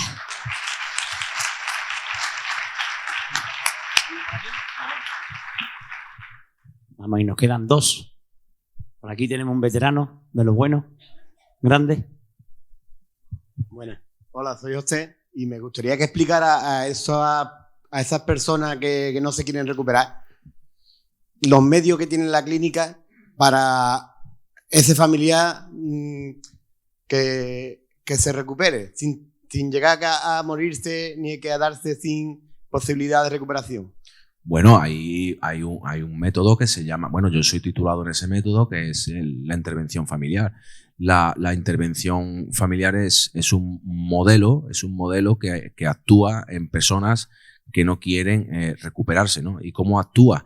Pues al final es una persona que se ha preparado y se ha especializado en ese modelo que viene de los Estados Unidos y se llama lo que es la intervención familiar. Se hace una psicoeducación con la familia y se prepara una especie de teatro basado en la realidad de la problemática, en lo cual porque al final lo que se intenta es romper la negación, pero para romper la negación hay que llegar al corazón. Entonces, esa intervención familiar lo que hace es utilizar los puntos más débiles del adicto. Un adicto puede estar en negación, pero si yo antes he tenido una reunión con las personas más importantes de esa persona, sé quién más quiere, quién menos quiere, a quién más le duele, quién le puede llegar, quién no le puede llevar, qué situaciones le harían despertar, y al final llego a tocar el corazón y llego a ablandarle los sentimientos, llega al final a reconocerlo. Entonces, sí que es verdad que el modelo 9 de cada 10 entran en recuperación si se hace como se debe de hacer. Entonces, el llegar a tocar fondo yo es una cosa que he tenido que vivir, pero que a mí no me gusta decir, y yo aparte no digo, porque tocar fondo para mí fue vivir la calle, pero yo es que en esa calle tuve una pistola metida en la boca y estuve en la UCI ingresado con una sobredosis. O sea, hay que tener muchísimo cuidado con tocar fondo. O sea, hay muchas personas que como tú lo dejes tocar fondo, oye, el fondo es el fin. Entonces, estos modelos se han inventado, se han desarrollado para salvar vidas, y para salvar vidas de una forma que al final se estructura a través de un programa que consiguen, haciendo una intervención familiar, casi siempre en la casa, en la vivienda del propio familiar, en un ambiente en el cual él se sienta cómodo, a través de ciertas técnicas en la cual se hablan del corazón y se consiga que despierte esa conciencia que lo anime a recuperar el control de su vida. Vamos ahora a continuación con la última, ¿vale? Me gustaría que se presentara. Muy buenas, Alejandro, ¿qué tal? Mi nombre es Sergio y te quería comentar, primero darte las gracias que estés hoy aquí, porque creo que es una labor muy importante y que se está plantando una semilla en Conil con este grupo, ¿no? Y con cosas como esta, que es muy importante. Mira, has hablado en un momento puntual de la intervención de los años 80 y del gran tsunami de la heroína, algunos que la vivimos de cerca, vivimos bastante de cerca. Pudimos ver como si hubo un movimiento por parte de administraciones, ¿no? Y hubo unas campañas de concienciación muy fuertes, ¿no? En aquellos años, cómo murieron muchísimos jóvenes, ¿no? Y cómo se destrozó muchísimas familias. Hoy parece que vuelve, y que vuelve la heroína con más fuerza, está llegando muchas noticias, ¿no? Y parece... Pero no vemos ese movimiento, ¿no? No vemos esa cantidad, ¿no? Y ese movimiento social, ese movimiento de las administraciones al respecto. Y me gustaría preguntarte por dónde van los tiros, ¿no? Tú que estás ahí, tú que estás viendo, ¿no? ¿Qué tendencia es? ¿Qué nos falta? ¿Qué aún nos queda por hacer? Porque hay mucha gente que tiene la percepción que la droga no está. Claro, a eso iba.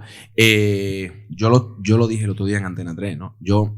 Estamos ante una nueva epidemia. Lo único que pasa es, yo tuve un podcast con el jefe de la Arsanza antidrogas del País Vasco, y al final lo que este señor respondía muy bien a tu pregunta.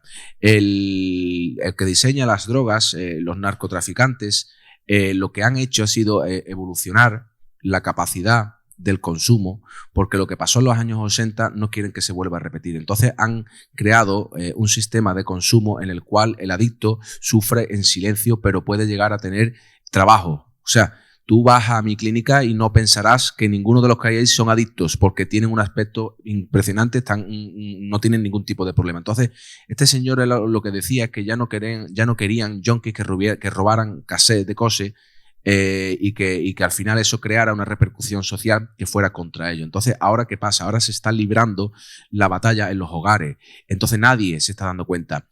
Hay muchísimos problemas en familias, pero por culpa o por responsabilidad de la estigmatización de la sociedad, lo que ha dicho antes el señor Melchor es que la gente tampoco se atreve a hablar porque van a opinar. Entonces está todo como muy tapado, está todo como muy escondido, y el adicto trabaja el lunes con normalidad y el viernes se va de casa y consume y lo destroza todo, pero parece ser que la imagen sigue siendo de una persona funcional.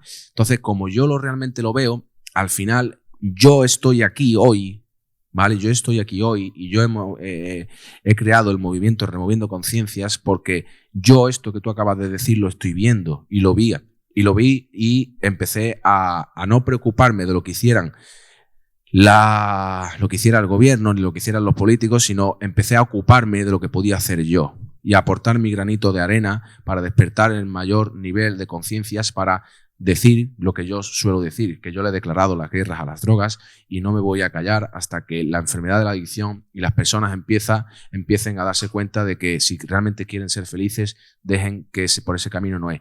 Entonces, al final, eso que tú has dicho es súper importante y súper interesante, y quiero que lo sepáis porque nadie que no sea consciente de esto lo va a ver. O sea, hay personas que están consumiendo drogas y tú no te das. Hay gente de todo tipo de clases sociales que son adictas, igual que el adicto de heroína de los años 80, lo único que pasa es que no se le está degradando el cuerpo y no está teniendo problemas físicos evidentes en los cuales tú puedas señalar con el dedo que sea un drogadicto. Entonces, como todo ha evolucionado en la vida, esto ha evolucionado también. Entonces, hay que tener muchísimo cuidado y sobre todo lo que yo diría es que al final las personas somos las que tenemos que tomar acción y somos las que tenemos que empezar a hablar y somos las que tenemos que empezar a compartir este tipo de contenidos y son las que tenemos que empezarle a dar voz, porque no sabéis cuántas personas nos llegan por las redes sociales que no se atreven y que tienen el mismo problema, y te das cuenta de que son personas que tienen a simple vista un perfil en el cual tú miras la foto y tú dices, esta persona es una persona estupenda.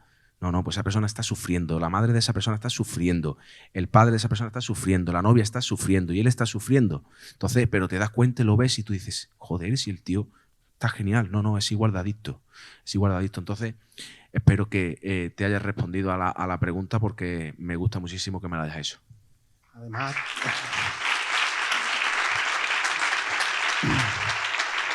me gustaría no solo volver a darte las gracias, sino recalcar que algunos de nosotros estamos encantados con que se pueda hablar de enfermedad mental y no de drogadictos. Que eso es muy importante. Yo hablo de enfermedad mental y hay muchísima gente que se me echa encima.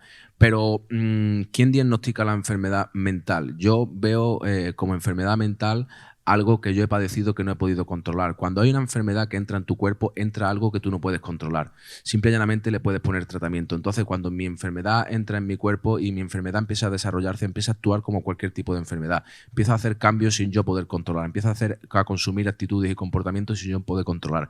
Obviamente le pego a mi madre sin yo poder controlarlo. Obviamente cometo un delito sin yo controlarlo. Yo me doy cuenta de eso al día siguiente cuando me levanto por la mañana, que lo que yo hice ayer no era lo que yo quería hacer. Entonces, ahí es donde pasa una enfermedad mental. No es una enfermedad de una pierna, es una enfermedad mental, pero al igual que cualquier enfermedad, lo único que quiere al final es llevarte a la tumba como cualquier otra enfermedad. Y si no la tratas y no le pones remedio y un familiar no interviene o él mismo no toma conciencia y se pone en tratamiento, lo mata. ¿Por qué lo mata? Porque obviamente el adicto cada vez va generando más tolerancia y esa tolerancia al final hace que tenga que consumir más grandes cantidades y para consumir esas grandes cantidades necesita robar, delinquir o al final tiene que cometer actos que hagan que se puedan abastecer de ese consumo, con la consecuencia de que al final terminan pues donde tienen que terminar, con una deuda muertos, con una deuda o ahorcado o en la cárcel por un delito o en un psiquiátrico porque la cantidad de droga que le han metido en el cuerpo ha hecho que su cabeza deje de funcionar bien. Fortísimo aplauso. Señores, ha sido un verdadero placer y hoy a lo mejor no lo veis, pero vais a ver que ha sido un pelotazo. Pasar una tarde de sábado hablando de conversaciones que de puerta para afuera dirían, esta gente están todos locos, locos por la vida. Vamos a darle de nuevo un fuerte aplauso a Alejandro.